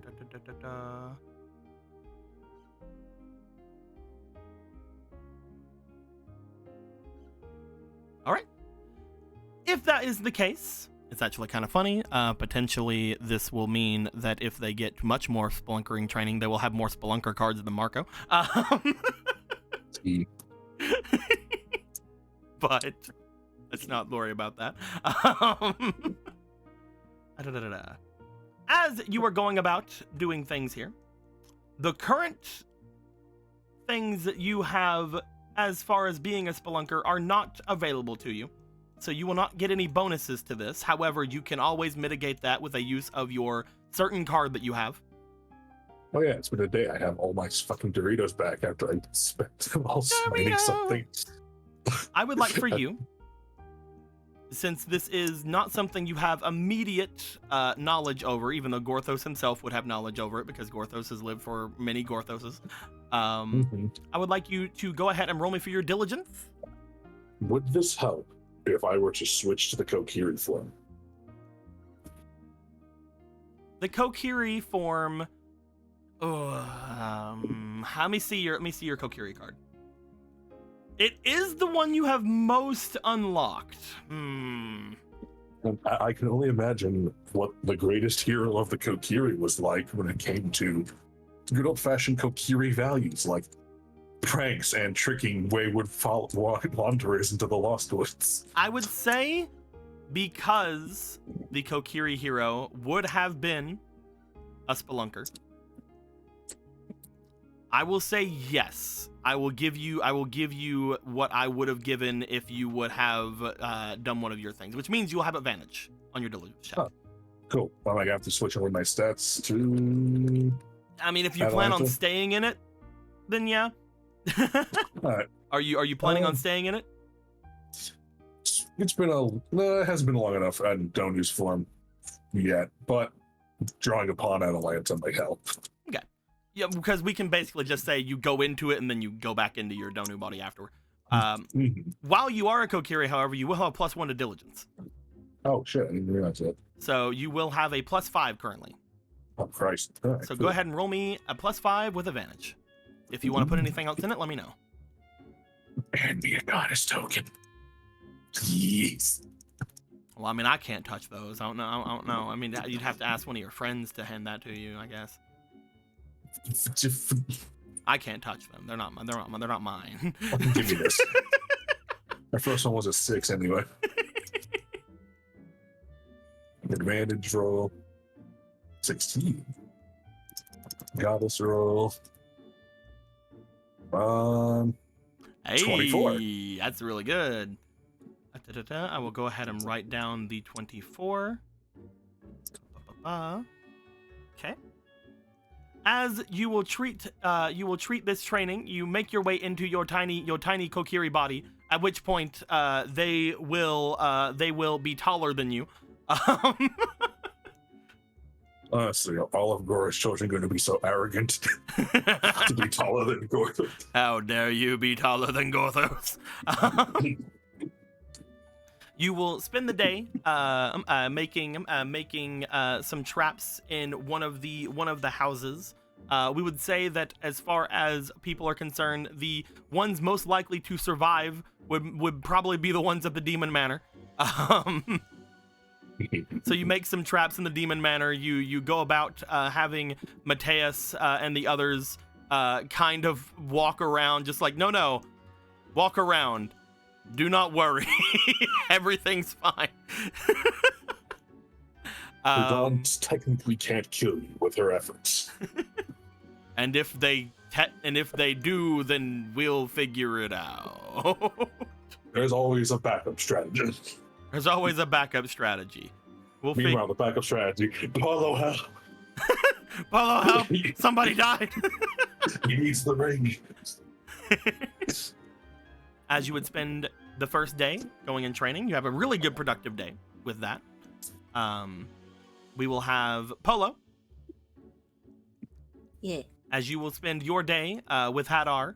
Hadar coming and going for a moment, making his way to Lon Lon with the others, just kind of to get them there, and then returning. As you would then spend the rest of your time finishing the mantle, the large cape-like thing onto what you've basically based on the old one, correct? Yeah. Seems like a pretty honor. So you've basically based everything off of that one. So you know essentially how it should be made, and you've already sort of started on it. So we'll say that the actual construction of it will be done at this point. What exactly are you wanting to do with it? You are incorporating the tiny little tuft of your father's fur, correct? Okay. So we will say that it is going to have some good materials that is going to set this thing up. Is there anything in particular you want Hadar to mess about with it, or is there anything in particular out of your things you want to incorporate into it? Well, in terms of enchantment, I'm meaning if there's any of the ingredients you have control of that you like to incorporate into it. With the ingredients I have, I don't know how much I have left of any of the cloths that she got from the Zora's domain. Most of those will be gone. You would have access to anything that is in your storage back home. So basically any of these things over here. Let's see, where's There's a lot of shit. It's back here. Okay, here we go. You would have access to any of this stuff if you would like to use any of it for your things. So, some of them are just leathers that may or may not give slight other bonuses. Some of them are things that potentially may increase defenses and whatnot. There are also, if we look at your own things in your own inventories, I don't believe you have anything that you have a cooling elixir, but I doubt that's going to do anything.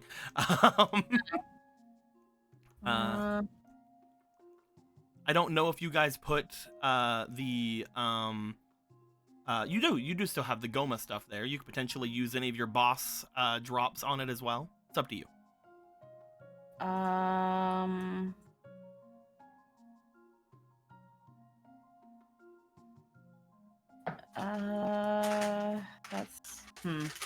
You do not have to. It is just stuff that potentially may give him some bonuses. Yeah, I'm not seeing anything here that could possibly give anything that I see here. We just have a lot of bars. We have diamond dust. Yeah, we have the Goma stuff, but I don't see how we can incorporate some of the Goma stuff here, or if anyone else has plans for it. If you had wanted it, you could have taken the silver spices from me, because I think those also have a Those work in cooking. Those were just in cooking. Okay, Yeah, got it. My bad. Yeah, Right, they were the Monster Hunter powder thing. That was their thing. Yeah, got it. Yeah. My bad. Sorry. But yeah, most of the stuff you have are just ingredients for cooking. You do have these other Goma things up here. You have the iron bars technically would just be for actual armors and weapons, so we can just go ahead and not worry about those. Smithing, so. The diamond dust could potentially help out in enchanting, because it is a magic dust, quote unquote. You could also use the whiptail that you have to potentially help in stitching, which may or may not give an extra AC or things of that nature to it. Though they honestly could be used for better things for weapons if you want to hold on to that. If you want to not do anything, though, that is perfectly fine.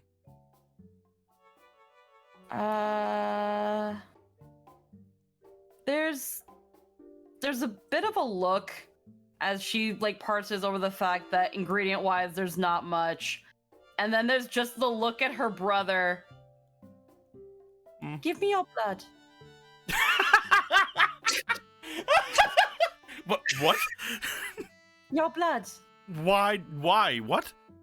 I'm going to use it to enhance this cloak.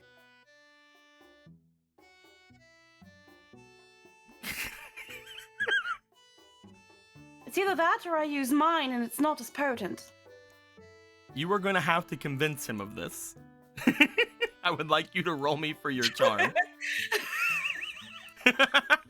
I love this so much. You just look at him. Give me your blood. After everything he knows you've been through with Slaverman, Yep. you're now asking him for his blood. Do you want to use any of your fleetings? I'm fucking asking for it. Do you want to use any of your fleeting goddess points over here? She's not riding on him saying absolutely. It's fine. Okay. Almost for the meme. 19 plus 1. That is a 22. Yeah. They look to you as if for a moment waiting for the punchline. And then they just half eyes looking at you like, you're serious. I mean, I could also give some of mine.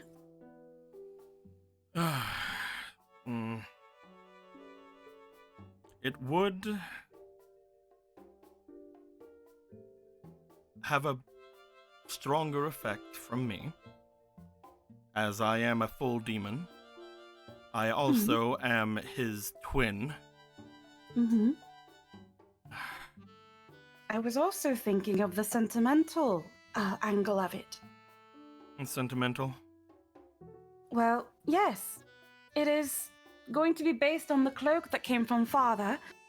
And although it is gone, there is still a small part of him in there. But it will also have a bit of both of us. So it is no longer just Father protecting him, but us, like a family. A bit of both of us, you say?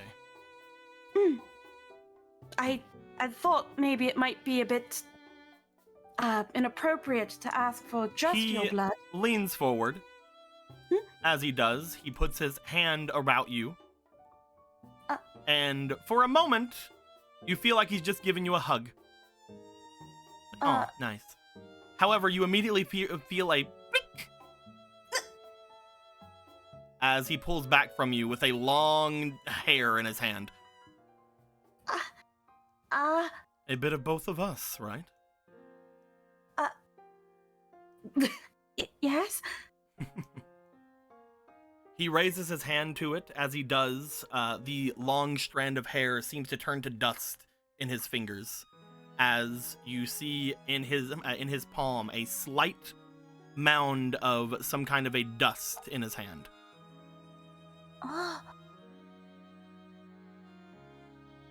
Fine, as long as it's both of us, then it isn't going to be weird. I'm still hoping that you will present it to him instead of myself. Well, I mean, after all, you tried to get rid of the first one. I feel it's appropriate that you give him the new one. It's also a good, as they say, icebreaker. We will see. Not even going to try to twist the terms to your own benefit. You can try, you know. He will make his way over. We will say that all of this is happening in your guys' workshop area. Yeah. Which would be the area that Gorthos used to have until he got his own forge. Yeah. So it'll be like right here. As you say that, you also have these things over here. Yeah, these are. These are the fabrics that you used already. These are just like the regular fabrics. We'll put those off for the Momo. We'll move them over here. Yeah. Yeah. As he would look to you as you bring that up, he immediately, instead of dignifying that with a response, he instead brings a small knife out. And he seems to make a slice into his hand. You note that he seems to have to push rather hard, demon and all. And while he is not strong, he is still durable like a demon. He brings the bit of powdered hair from you as he begins to start bleeding atop your countertop. Fine, he's gonna figure it out. As he does this for quite a while, you note that it begins to pull about quite a bit around the area. It looks as if it is dangerously close to going to the edges and just falling off into the sides. However, he eventually brings his hand back up, covers the opening very slightly with the cuff of his shirt, as his own demonic regeneration will then take over. He looks to it, does another snap of his fingers as the liquid blood all around the area, as well as the dust it was moving about, seems to somewhat harden, as if it's drying up, and then powders itself as well. He then grasps down onto both of this weird powder that is in front of him. As he grasps down onto it, he releases his hand as a small blood-colored gem is laying onto the table. Oh. Incredible. Takes a little bit out of me, but that's fine. Figuratively and literally, I can see. It's up to you. Should I use this in enchanting, or do you have another idea for it? I could powder it and make it to where my enchanting may be a little bit more potent, or you can give some sort of a decoration to it. It's up to you. Well, my original plan was taking this and doing similar like I did with Garland's cloak, essentially imbuing it into the fabric. I can do that. I thought, I feel like, knowing how clumsy our brother Vega could be, if we just make this something that is an adornment, he might just lose it and it renders the cloak rather useless. If you wish to use it in weaving, bring me the fabrics. Yes, of course. You would go off, you would return with the fabric you had chosen, which again would be mostly already in the shape that you would need. As you see, before, you had used it as you were actually weaving the fabrics together with Gallon's cloak. You were wanting to make it, again, almost like it was a shining, glittering effect with the actual garment itself. However, you see that Hadar, holding this strange bloodstone over top of what the fabric is in front of them, he begins to crush it in his hands as more sand-like, almost dust-like a gem seems to fall from his hands onto the fabrics in front of him. As you do note, there is a slight shine going over the fabric itself. He appears to be talking under his breath, as you see it does appear to be melding somewhat with the fabric in front of him. It takes a lot less time than you had done it by hand before. But hey, that was for Gallon. I'm playing. As he does seem to hold it up after a moment, and you do see a slight reddish shimmer going over the fabrics as he does this. There we are. Incredible. I don't know what kind of effect this will have on his own demonic senses, but it shouldn't be anything terrible. It should honestly be somewhat beneficial. Hopefully. As for the actual enchantments onto this, is there anything in particular you want me to do? Well, what sort of enchantments can you do?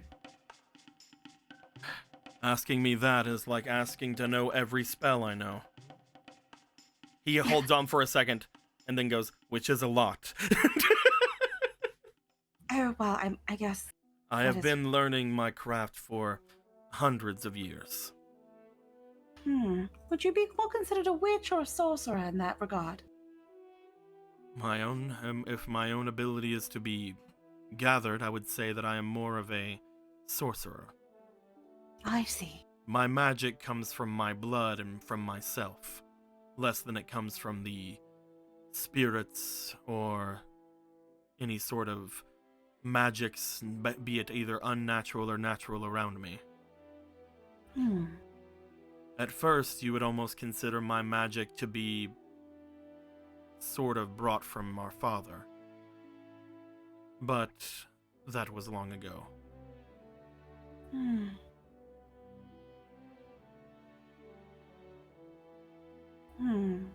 A good enchantment.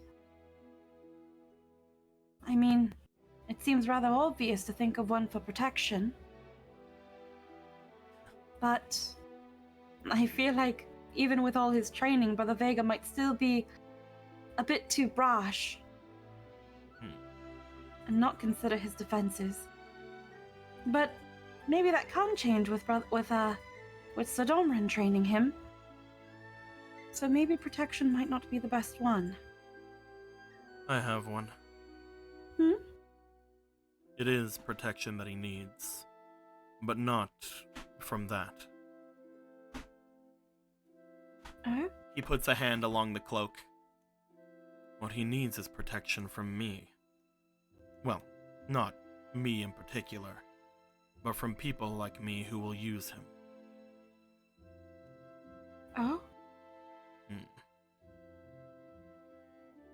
He puts his hand to his chin for a second as he is looking it over, as if trying to figure out how he can do it.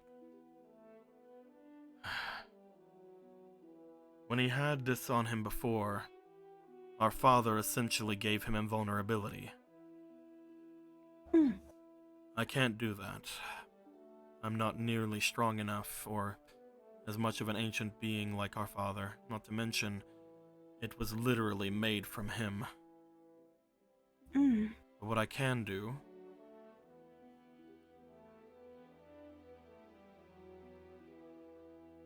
is maybe try to limit his own vice with mine. At least while he is holding on to it, perhaps he will not have as much of a problem getting into trouble from those about him.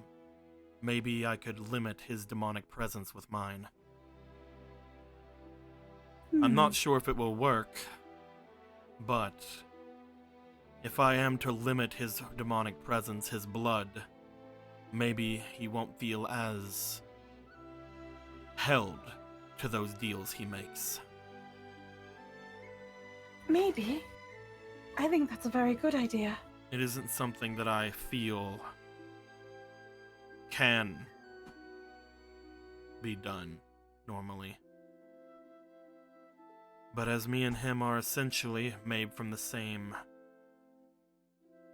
well, we are each other's other half. Cut from the same cloth? I would say that I am far different from him, in many ways.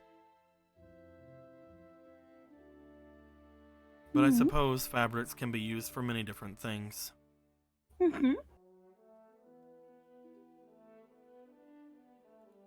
If this fails, I'm sorry I ruined your gift.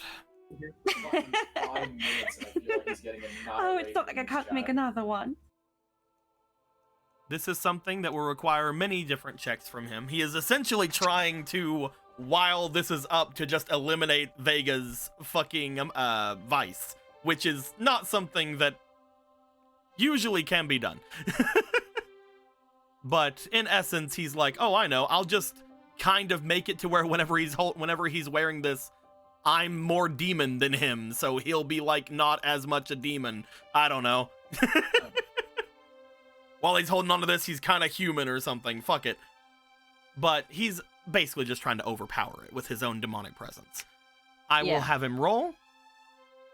This is something that has to happen over the course of the time he is going to be enchanting this. We might have to do more rolls beyond this for other days he is planning on doing this for. But that is currently a CX. With his +7, I believe, in his things. +8 in his things. He is essentially, for the remainder of his time here during the day, you note, looking at him and trying to help him any chance you can, that he is looking as if this is evading him. It's somewhat being rough to actually complete. This is something no one's really done before. And he is trying to figure out how to do it as he goes. Finally, by the end of the day, he goes, I will need to try this again tomorrow. I have unfortunately used most of my magic for today. Please get some rest then, brother. You're free to use any of the amenities here. I will return to the farm. Bloop, bloop, bloop, bloop. You notice as he's going to like move, he is moving a lot slower, but he is also like just standing tall. He's like, no, I'm fine. Everything's fine. Blip, blip, blip. Brother, do you need help? I'm perfectly capable. Where's Orion? He would be with you. Yeah, hold on, I'm trying to get him. He's over here at the... Yeah, trying to drag him over to the house. Oh, that's Gorthos. I grabbed Gorthos. Gorthos isn't Orion. Orion? See to my brother, please? Keep the dog away from me. I'm fine. Everything's fine. Orion goes over. Picks him up. Picks him up by his slutty waist. Let's go. Stop it. Stop. Heal. Good night, brother. With that, everyone will be going to the second night. At this point, you guys have done your trainings. A lot of you are a little bit exhausted. That being said, at the end, where the night is finally there, Ronan.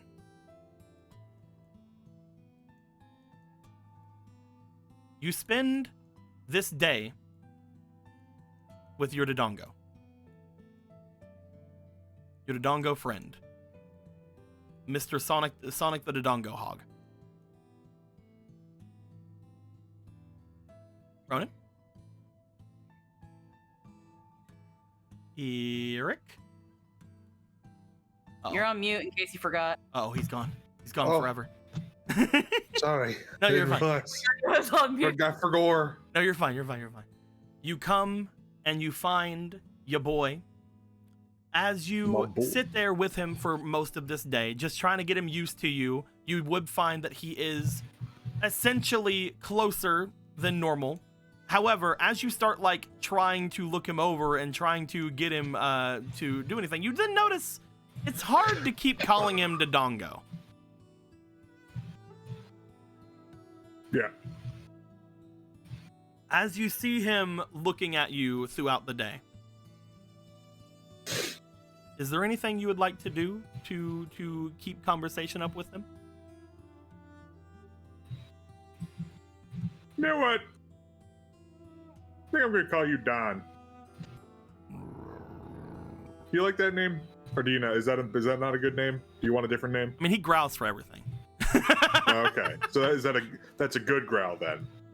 Roll me diligence.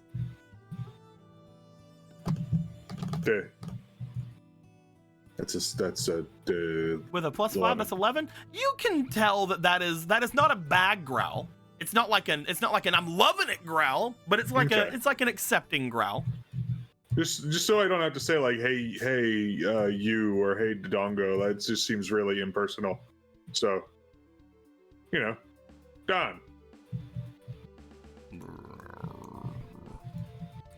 I think it works. He lays his head down.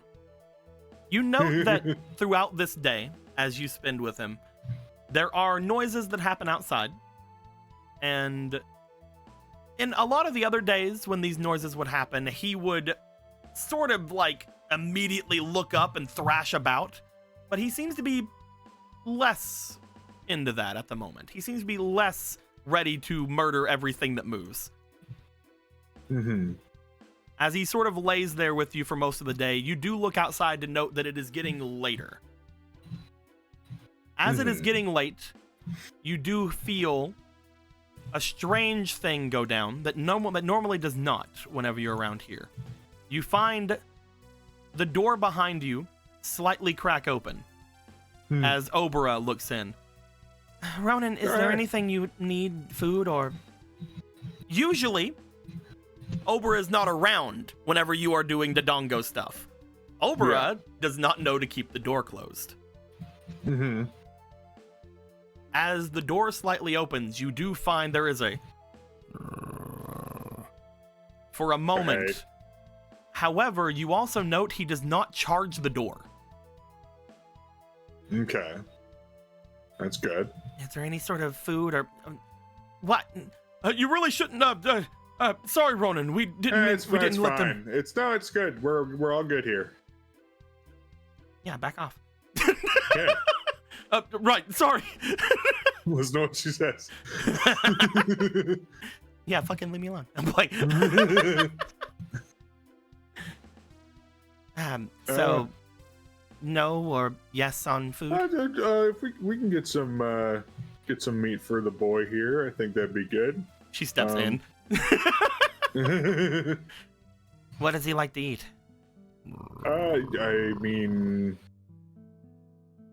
the last time what did I give him last time? Like bear meat or something? Give him bear meat. I don't know if y'all have bear meat lying around here. Maybe fish? We definitely have fish. We could look back at the house if there's any bear or boar or anything. Oh yeah, that's right. We could just do that. Want me to go check? If you could, I'd really appreciate it. All right. What about you? Anything you want? Fish. Should I just go and get fish then? Sure. As she makes her way Thank away, you. she does leave the door slightly ajar as you see Dolan run over and close it. However, again, as the door was slightly ajar, Dawn just seems to be laying here.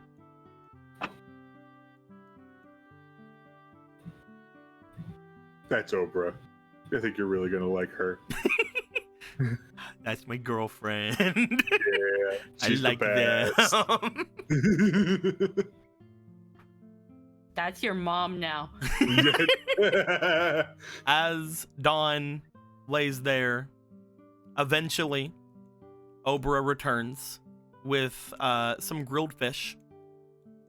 As she does, she just sort of opens up the door again, bringing in a large, what you can tell seems to be a box of fish, knowing how big you and the Dodongo are.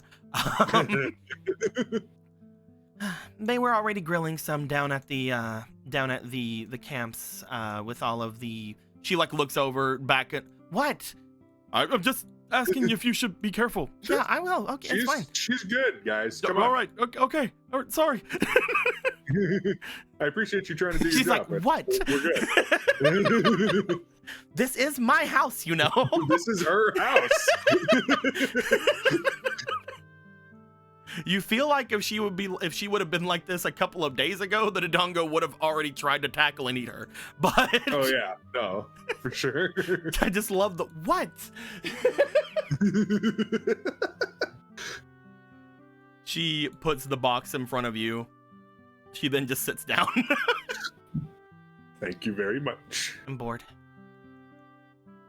I'm sorry. No, it's fine. It's just I've been here a lot, and I was thinking about going around, but everybody's doing their thing, and yeah, it's fine. I hung out with Magic Frog a little bit, but I think they ended up bringing him into Lon Lon.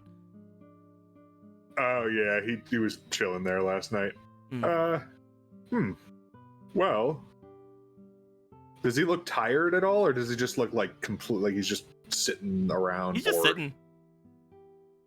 Well, since you both seem pretty heckin' bored, why don't we go? There's find not really a the- lot left. We're getting near last light here.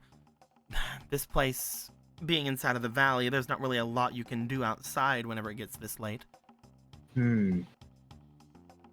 If it was anywhere like around the farm, then at least there's a lot more light there. I mean, we could go there. You want to bring your little friend off to the farm? Sure. You think he's good enough to?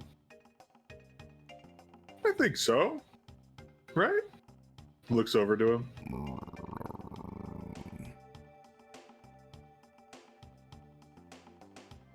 Yeah, he seems good. Yeah, he's fine. Alright, yeah, sure. She like picks the box back up. She takes a fish out of it. She brings it over. Hey, watch it. Looks to you. Roll me charm.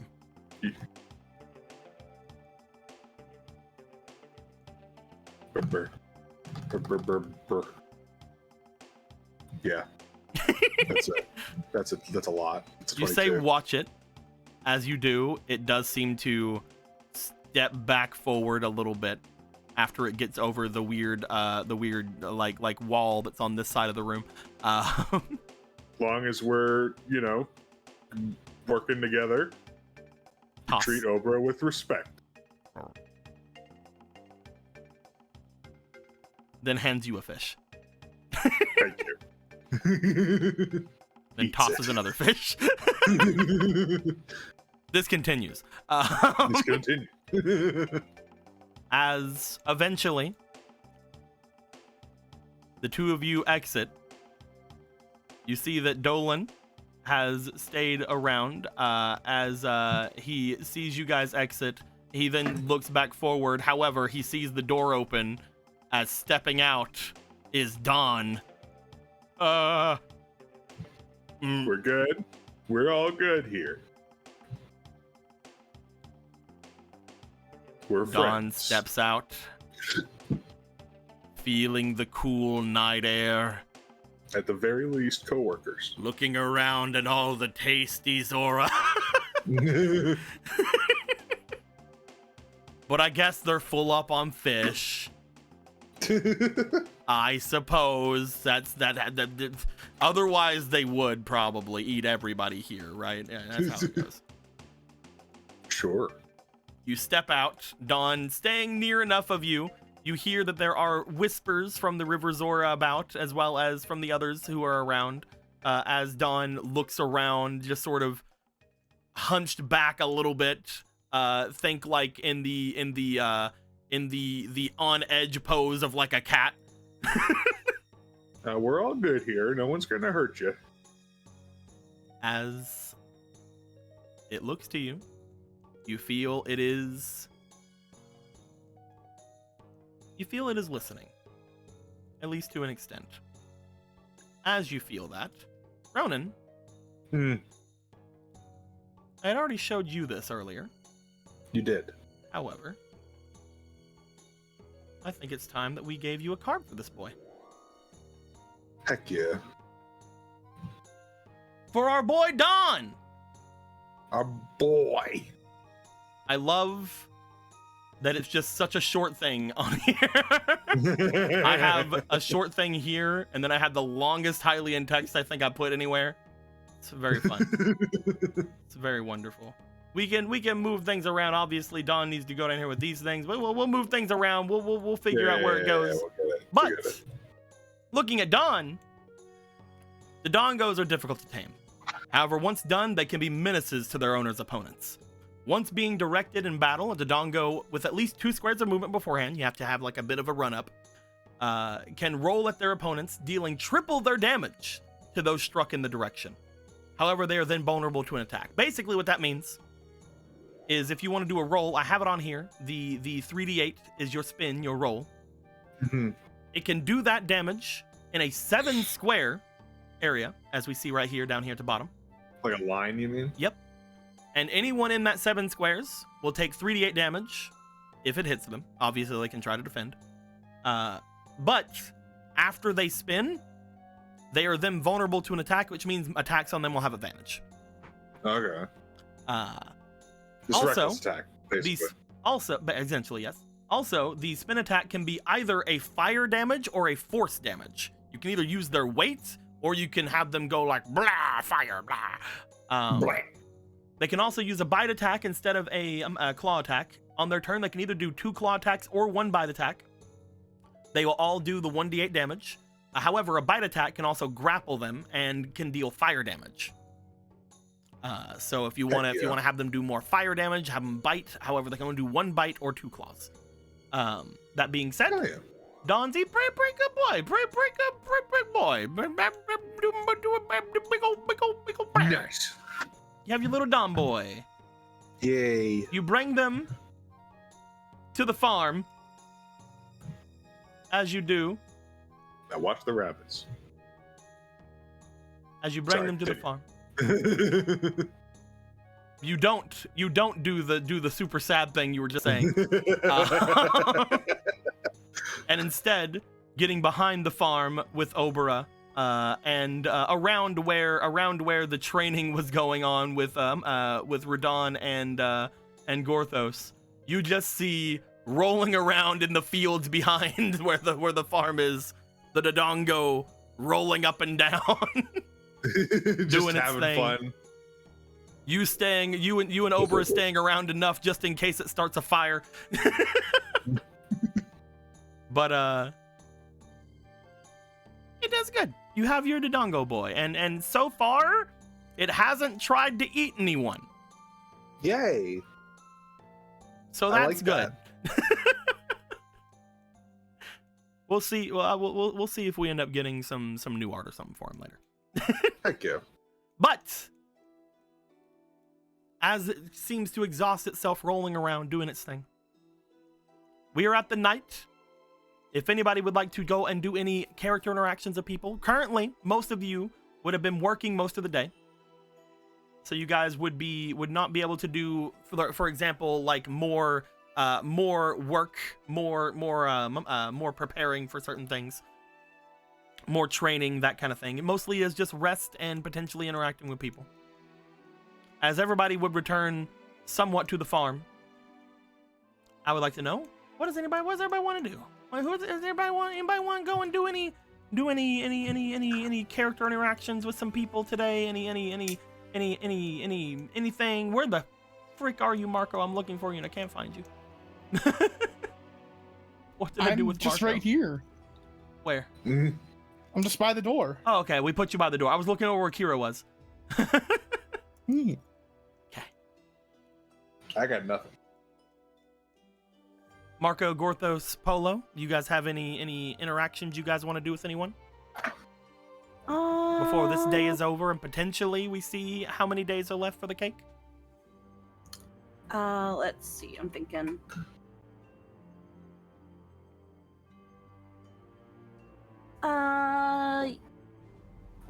Let's go check on Misty.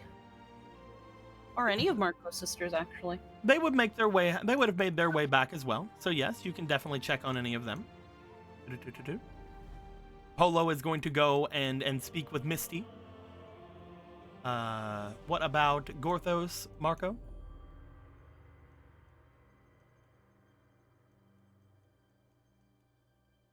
Marco? I'm thinking. I don't.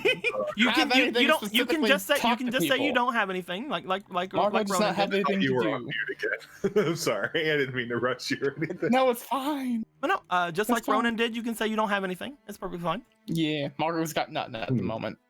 Gorthos, do you have anything you would like to do, or you want to sit out the night?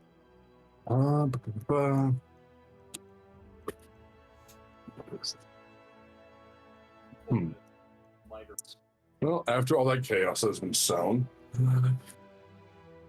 I'm just imagining for Ronan. Ronan is just like watching the Dodongo still rolling around it in the night. Yeah, just kind of playing with him and trying to get accustomed to each other. Here, boy, go get the stick. it just starts Give him G-mod belly flailing.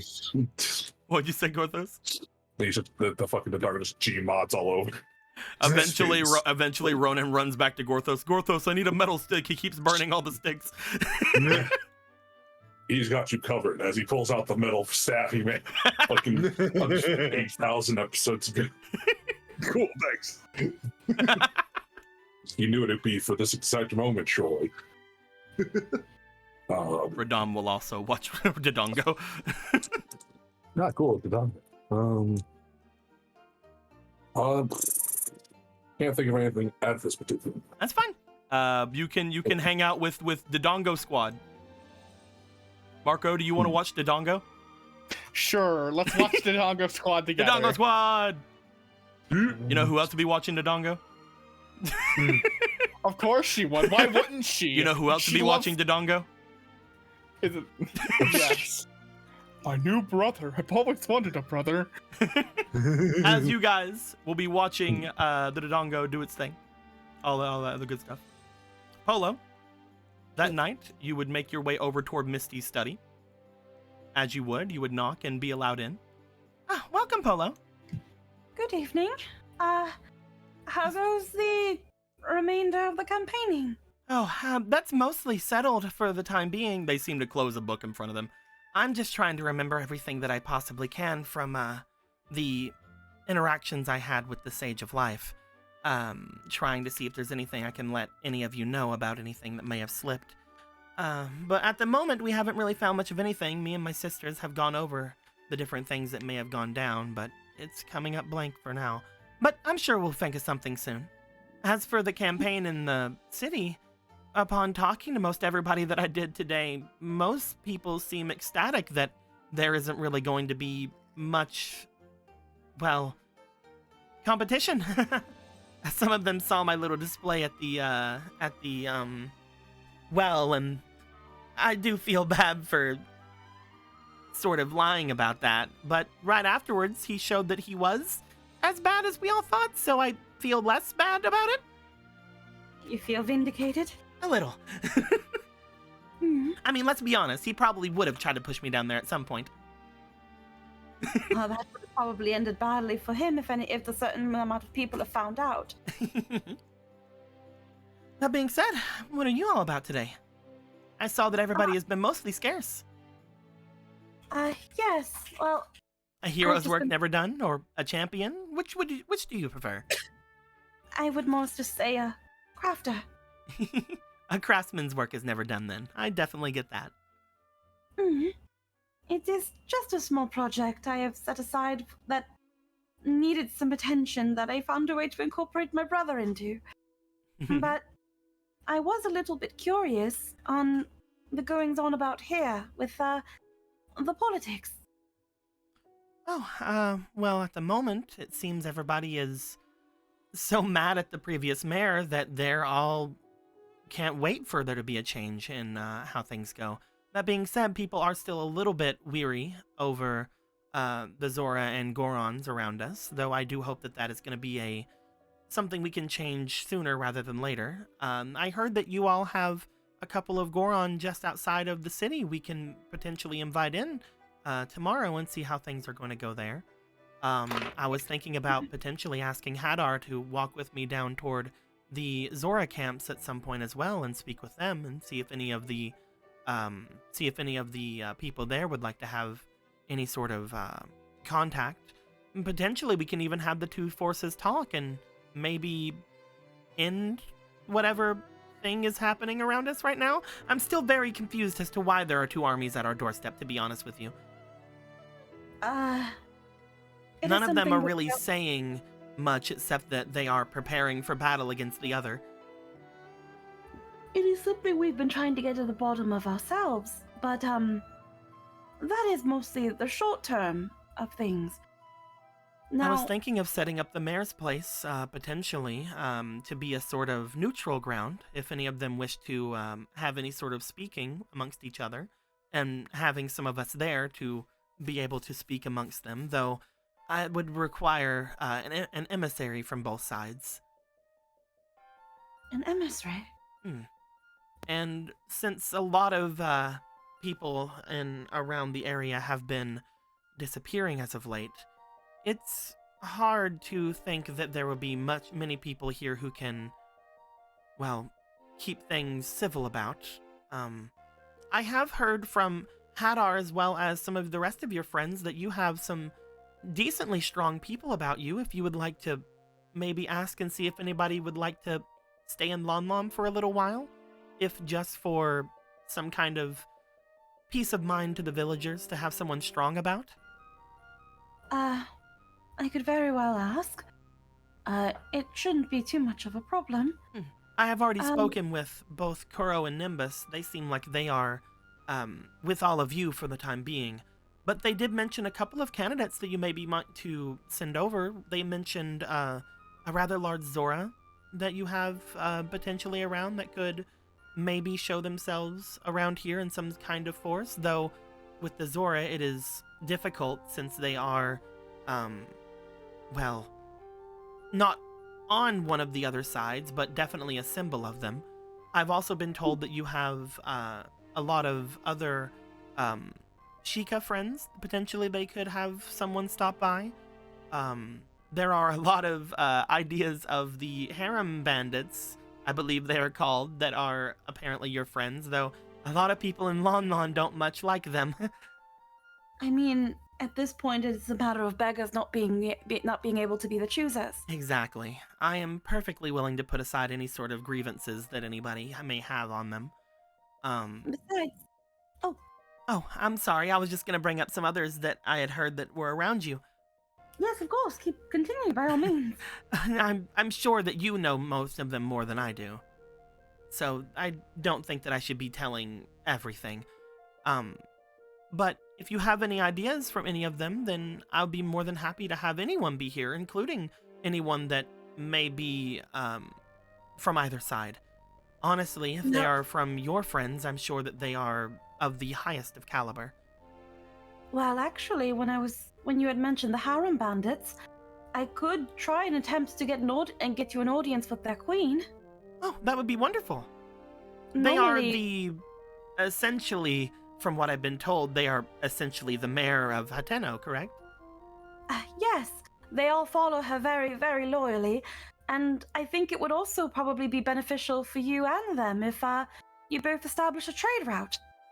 We could definitely do so. I have heard that they have their own routes that they have made through several strategic areas about that people don't really seem to understand much of, but here in Lon Lon, we understand them to be dungeon routes. We haven't mapped a lot of them since our mayor didn't really want us to be going that far out around, but it would be rather interesting to see those trade routes. Yes, I think it could be very mutually beneficial considering that a while back, Ateno had to recently evacuate their entire village. We still don't know the condition of it. Well, So we they have might many definitely- carpenters that they may be able to use if they need. I think it could be a mutual understanding. They offer your village protection, and then you offer them resources so that they can properly rebuild. I'm sure that would be perfectly fine by most of our standards, though you would have to let them know that I assume she puts a hand, it's like, I assume the majority of them are male, though I have been told otherwise that there is a rather large population of women with them as well. But you Yes. do know that there are, unfortunately, some risks that have been with the males around the village lately. Some of them have been disappearing, so you would have to let them know that. Yes, it could be arranged, although at the same time, there's something about their queen that might make them immune to whatever is going on about Hyrule. We should hope. Yes, we should very well hope. It is very well worth testing at the very least. Don't I don't say mean anything. to say that as in. Don't say anything like that to any of the wives left behind, though. There could be some issues there. Yes, unfortunately. But that is one thing I had thought of. Again, I know there are some short term problems that are to be addressed, but it seems like your victory is, as they say, a landslide at this point. So I All had been but assured, curious. yes. So I had been curious myself on how you plan to, not only in the short term, but the long term throughout your rule. It's not a rule, but I do feel that this is hard. What I had originally planned to do was, well, make my way through trying to get the people on my side, and as well as most likely fight against those who would still have been loyal to the mayor throughout.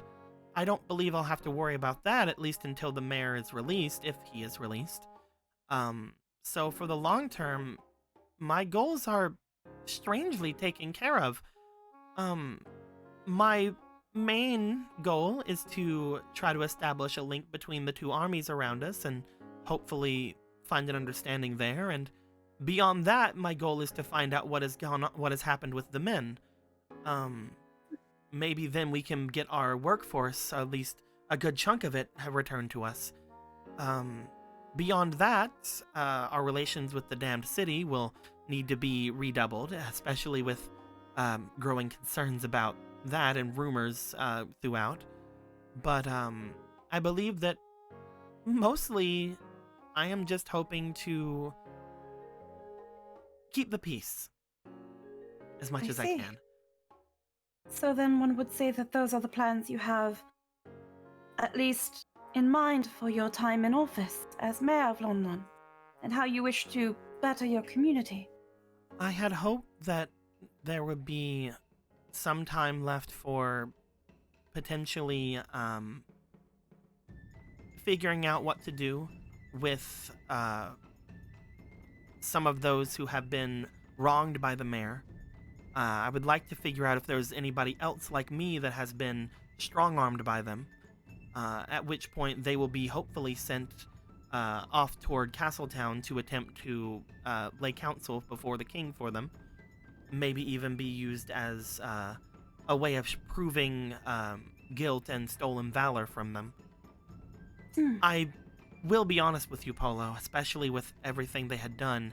While I do not believe they were completely understanding of everything the Sage of Life was doing, and I do believe that they are to some extent a victim of them, I also believe that the crimes they have done, that they did have knowledge of, should hopefully keep them in Castletown for the foreseeable future.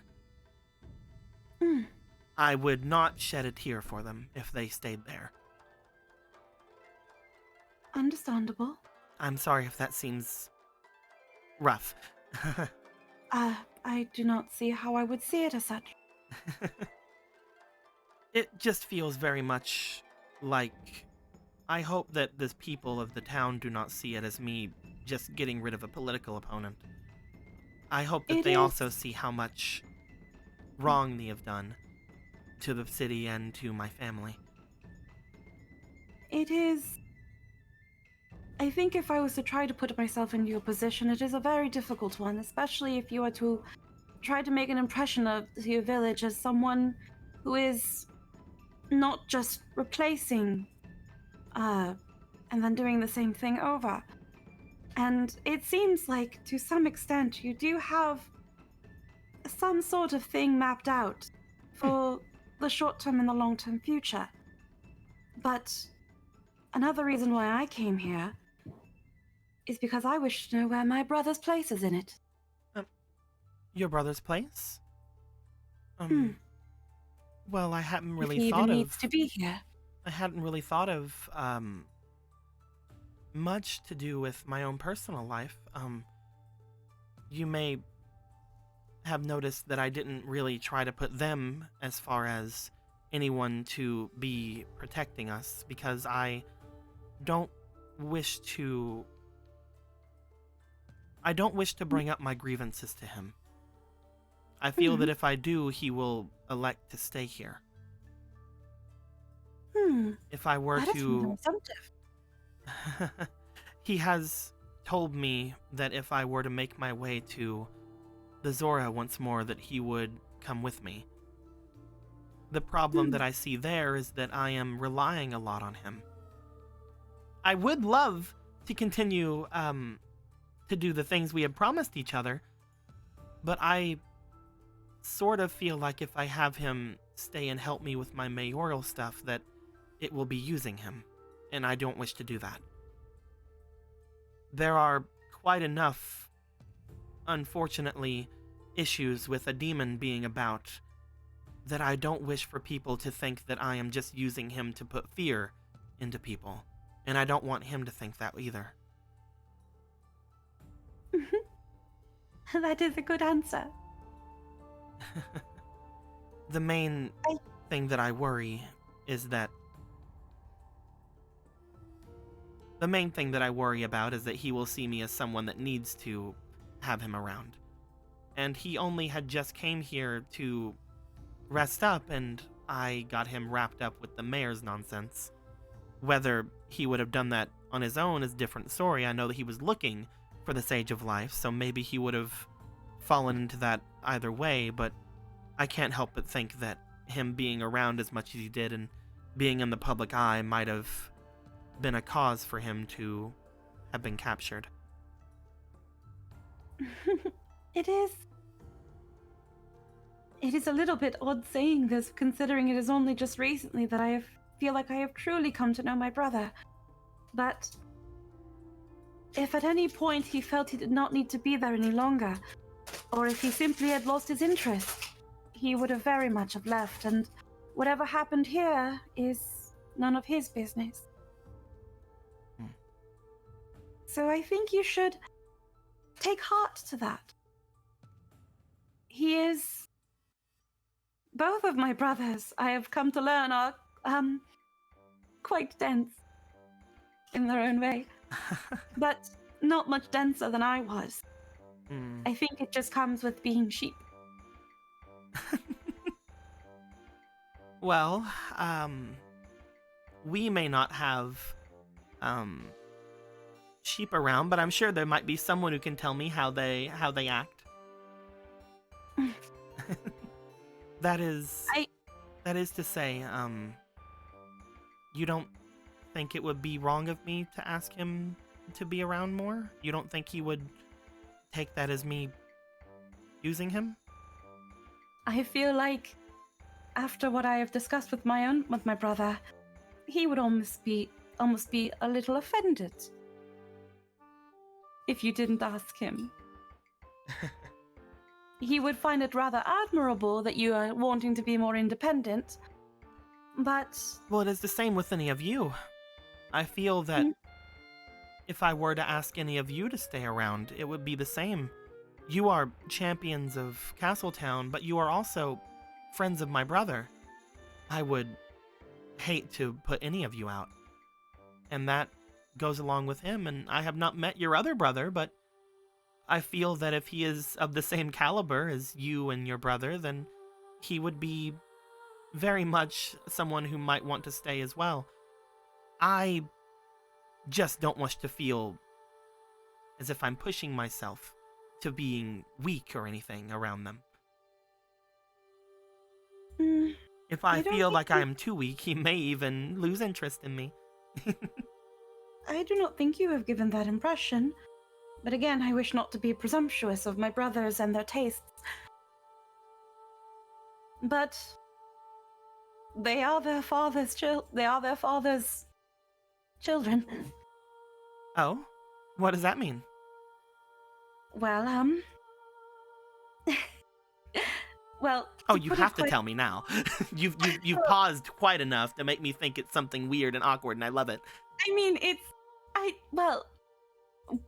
I don't know how to properly explain it without sounding rather silly. It's just, well, has my brother ever told you about our father? I haven't heard much on him, no. You only know of the manor with the hot springs. I know that is your family's, I assume. Yes, it is, an inherited property, one can say. Not our property in the north, but it's the one in the mountains. Well, first off, I must preface this with my brother Hadar being hundreds of years old. I was told. It was interesting to think on. And apparently our father, before his untimely passing, was millennia. And a great demon at that. One who, I haven't heard much on them. If they were someone of such age, would they not have more than just a manor on top of a mountain? Well, they have property in the north as well. Oh, okay. They mostly ruled over the north, one way or another. Ruled over? I don't know too much about the great demon generals. I'm very sorry. Blink, blink. Yeah, see, I don't expect anybody else to know either. The point is, he is, as they would say, a very big deal. Oh, I didn't know. I mean, I guess my father was also rather interesting, so I guess it's really neat to know. Yes, powerful so much so that Brother Vega wished to become the king of the demons.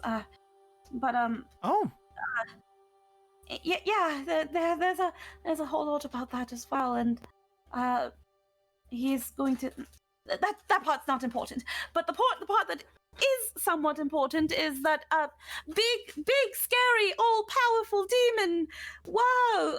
Look at him and the cult that apparently worshipped him and everything, and how he falls in love with a humble sheep herder.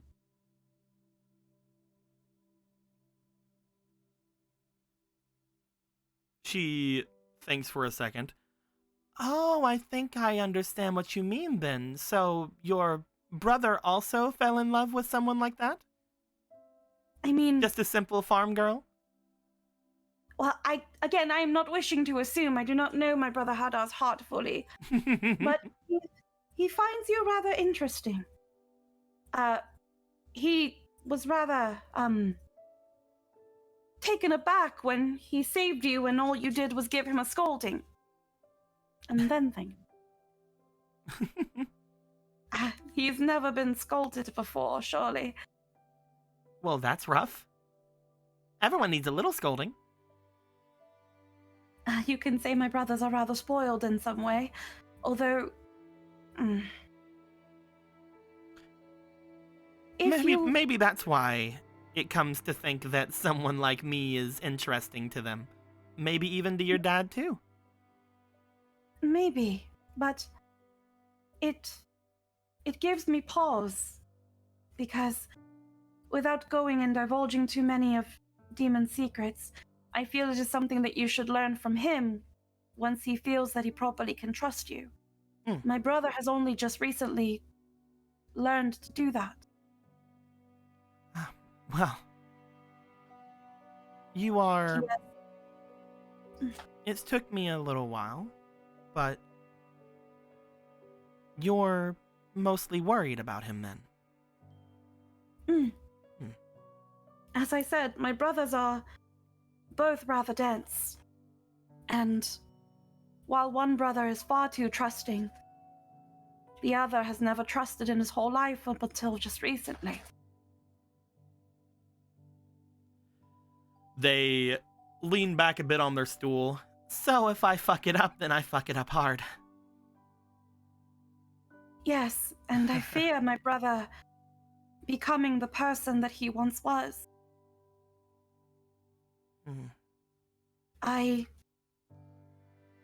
Until only just recently, I did not know either brother. And I feel that they have both had leaps and bounds of progress that I never even knew possible. They are like completely different people compared to who I grew up around. And I say around very lightly. I never truly saw my brother Hadar until recently. He seemed very much like he was seclusive. I don't know incredibly what I can tell you right now, Polo, to give you any kind of assurances. I mean, I honestly barely even know what this is with me and him. He's only been in my life for around a month at this point. I do really like him. I really do. But what is it you like about him? I don't think we need it's to almost go... like the hands on the desk. Just like I feel like I'm being interrogated. A little bit, yes. My brothers have, well, Brother Vega now I know because of different reasons, but they've always been rather popular with women. I don't know too much though with Brother Hadar because again, I've never truly seen him until recently. She moves her hands over across her desk as she reaches yours that had slammed down. She takes it in her hand. I like how kind you and your brother are. I like that someone as obviously scarred as him, even from the first day I saw him, I could see that, could still have enough love in their heart to protect people, to care about them, and to put their neck out for them. I love how both you and your brother are shining examples of everything that my father left behind. Heroes. Ones that will not allow someone to cry in front of them without either figuring something about what to do or at least lending an ear. In some cases, even a sleeve. I like that as soon as he felt that he was responsible or in doing anything for me, that he might have been the cause of what happened around him, the first thing he did was scold me. Earlier today, or I guess yesterday, it's a day ahead. Whenever we But have made our way away from all of you,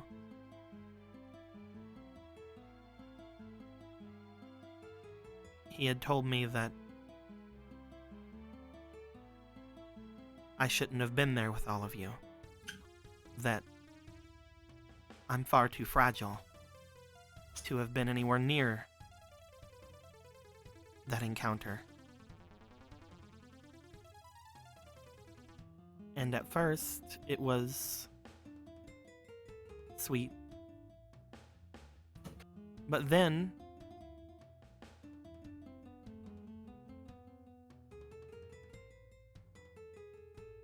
I saw something that I think I only just now understand what it was because of you. Huh?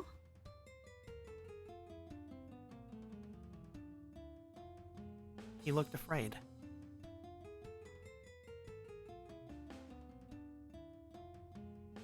I like how kind he can be. I like how vulnerable he can be. And more than anything, I don't know if I can do it. But I like that whenever he's around me, he can show emotions like that. And in that one instance, I felt like I had to protect him.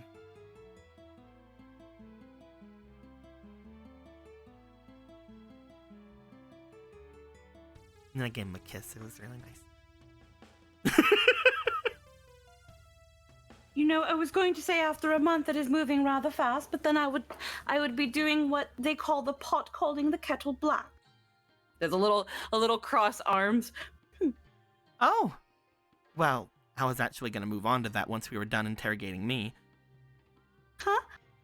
Well, you said that they were their father's children, so I was going to be like, well, are you going to find yourself a little farm girl? Or have you already found one? But then I assumed that if Marco had gotten anyone near as cute as you, that'd be the first thing you would have told me. No, I've not found a farm boy. No, I feel like I have found more of a prince, actually. But, I mean, he would probably call... Does he consider himself a prince? Or maybe, it is... Well, then maybe you take after me more than you take after your brother. Because apparently I found one too. I guess one can say you did find a demon prince. I didn't even know about that until you told me. It was his brother that's trying to become a king, though, right? And I am apparently the queen. This is very difficult. I'm still kind of learning. And I just want to know, is this like a real thing, or is this like just a thing you're all saying? I mean, there was a whole ceremony. You're fidgeting. They're still holding your hand. I mean, this is... No, now you're shaking. I don't know how we're going to go. I'm only Your a pulse half is going demon. really crazy now. Shut.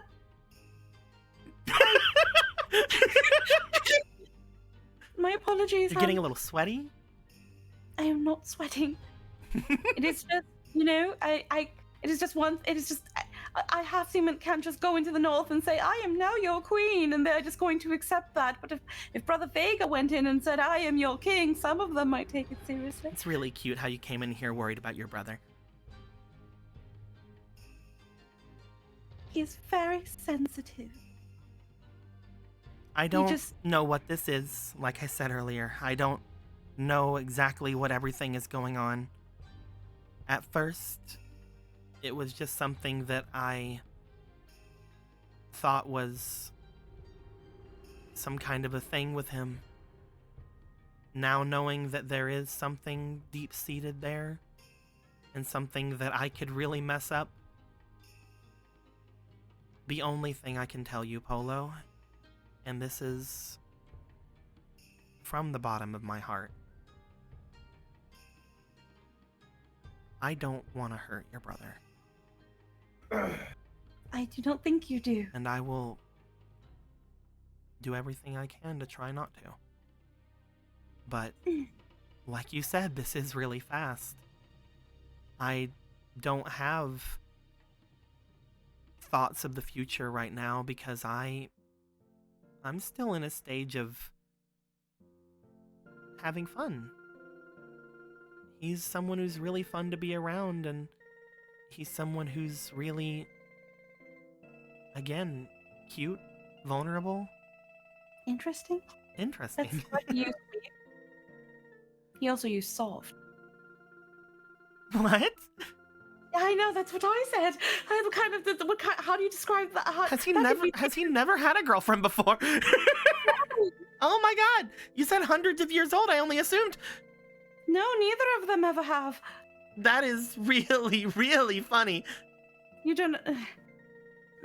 They are not stories that I have the right to tell. He is not my first boyfriend. Oh. I just want to say that right now. He is not. Do you have any advice? Hmm? Well, my current partner, betrothed, however you could put it, Are you his first boy? Are you his first girlfriend? he is also my first. I don't know if you ever encountered the male Gerudo. Well, not the one that we have with us right now, the other one. I heard he traveled a lot a couple years back. I don't know if he ever came by he came by Lon Lon once, I believe, when he was doing a fishing tournament. Everybody was talking about that. Oh, okay, so maybe you did meet him a long time ago. Well, I don't think I met him, no, but I believe that she like looks over. No, I do think that maybe one of them might have. They were both around that area. Oh, I see. Okay, well that's good. Oh well, you didn't meet him. Okay, well that's good. You had nothing to do with him. I'm guessing that means you aren't his first girlfriend. I do not. I only know of one previous encounter he's had. I don't know how experienced he has been, but he has always, at least in the time I've known him, been a bit of a flirt. But it seems like that has changed more or less. Well, if something like that has changed, then usually something is the cause of a change, right? Mm-hmm. Do you think you're the cause of that change? I feel like that's giving me too much credit. I'm just meaning, if you are more experienced with men and have any words of advice, I would very much love to hear them. She looks up. I don't think your and my personalities are extremely the same. I guess that's fair. But if there's anything that I can say,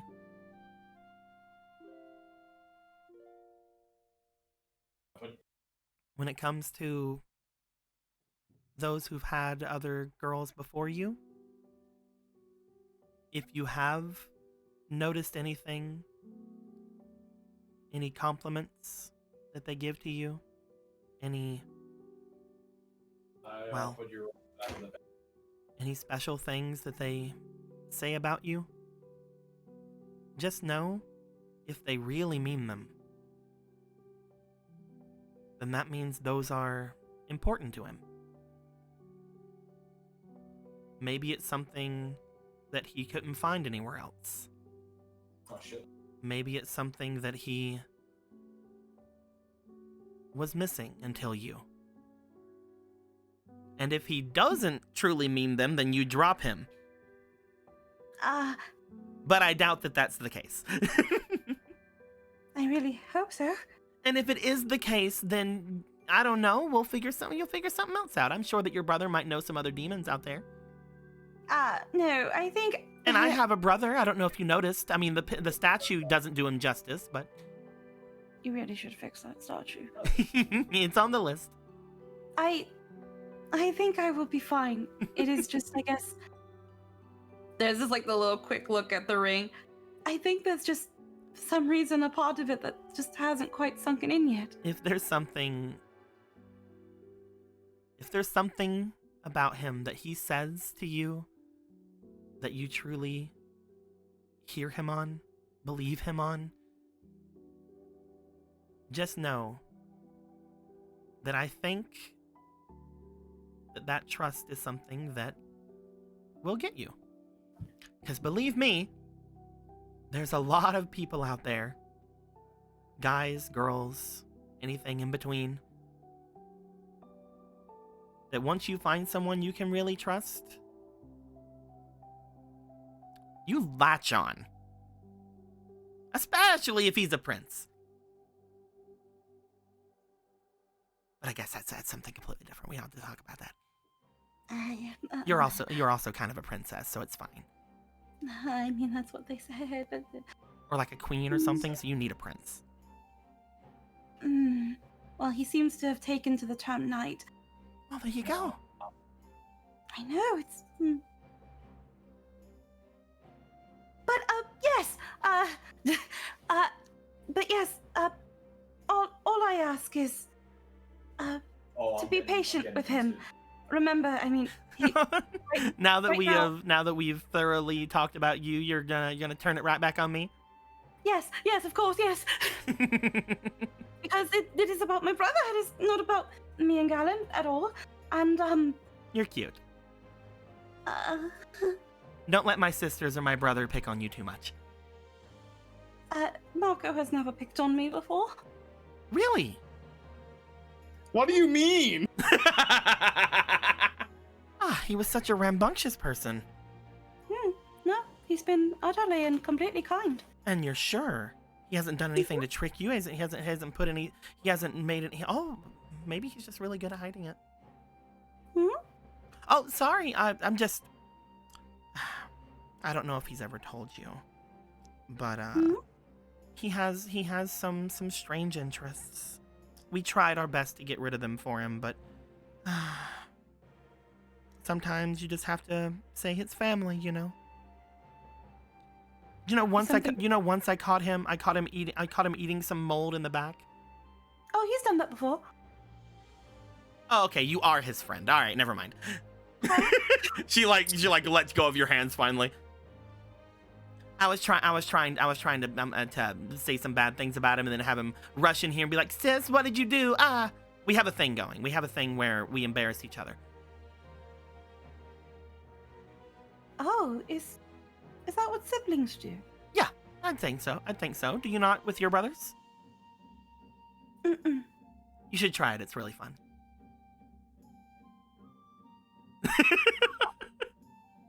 I think I might already have without truly intending to. You're a natural. I think I was literally just asked. Maybe?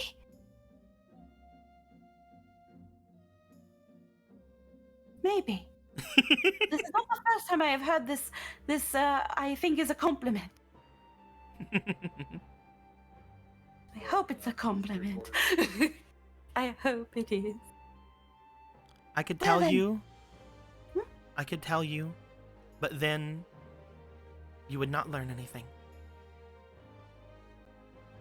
No, it is better to be learned. And I hope that wherever it is that things lead you and my brother, whether it is a union or a simply friendship, I hope that he is able to learn and become even much more of a better person than he is right now with you.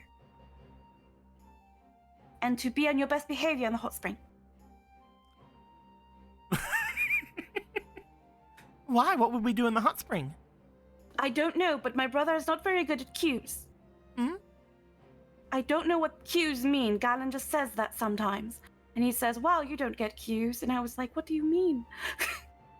I mean, but you were saying earlier about the pot calling the kettle black. Have you done anything with Galen that would make you think that I would do anything inappropriate?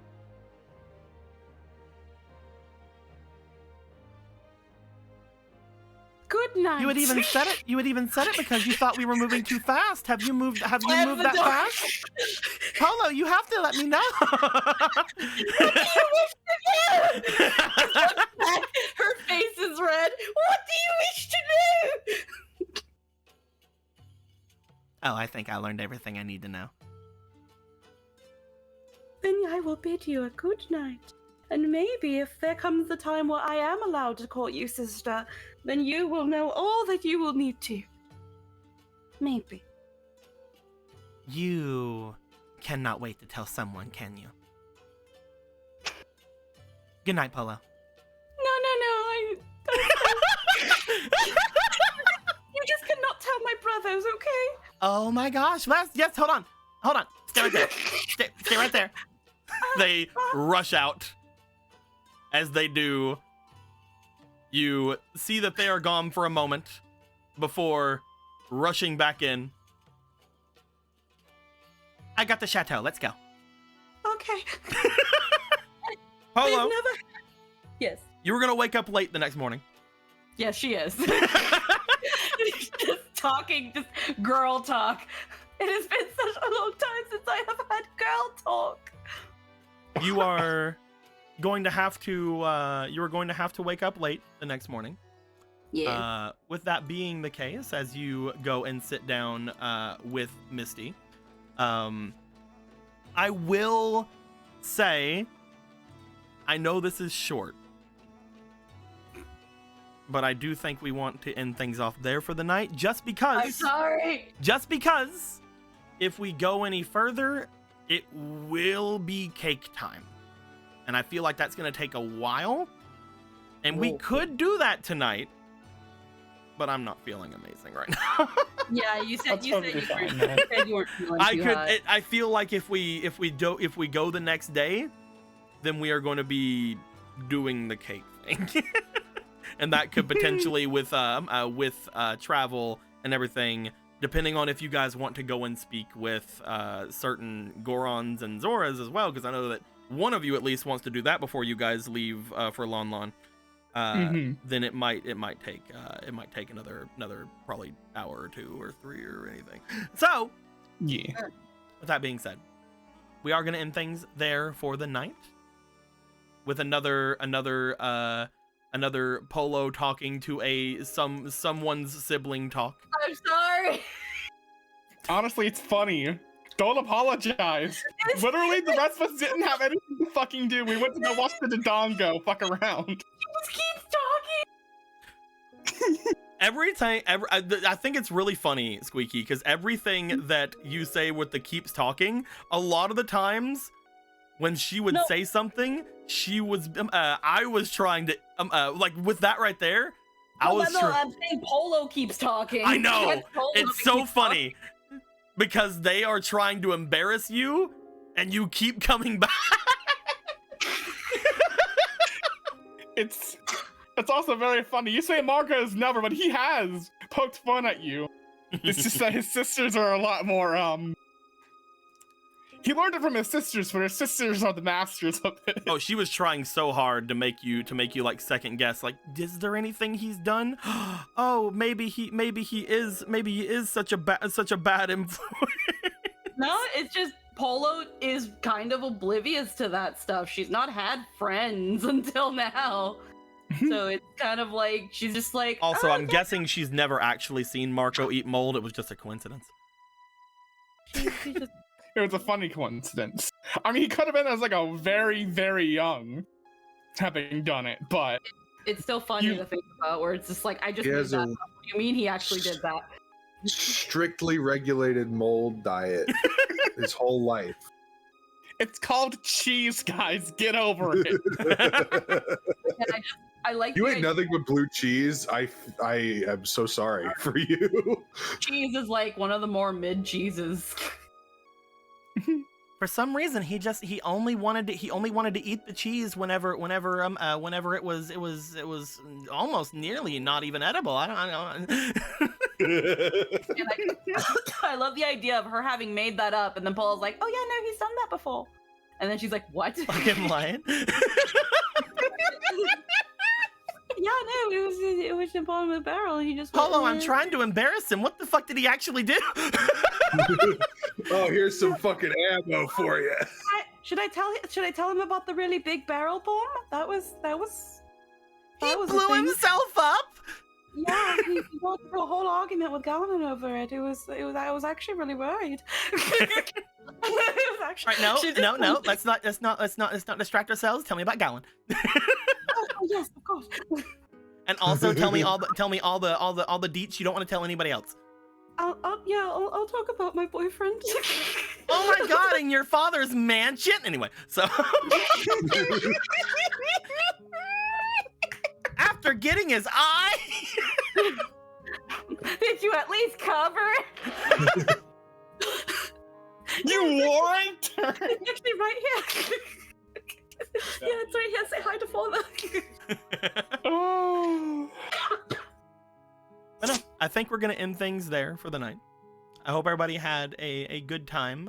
We just had to get some things out of the get some things done, get a couple of little downtime things. We had to get this Dodongo boy. Yeah. Don is so goods. We need to give him a much thicker bottom so that you can ride him. You can hold on to that horn and just go forth. Oh yeah. Brother. Brother.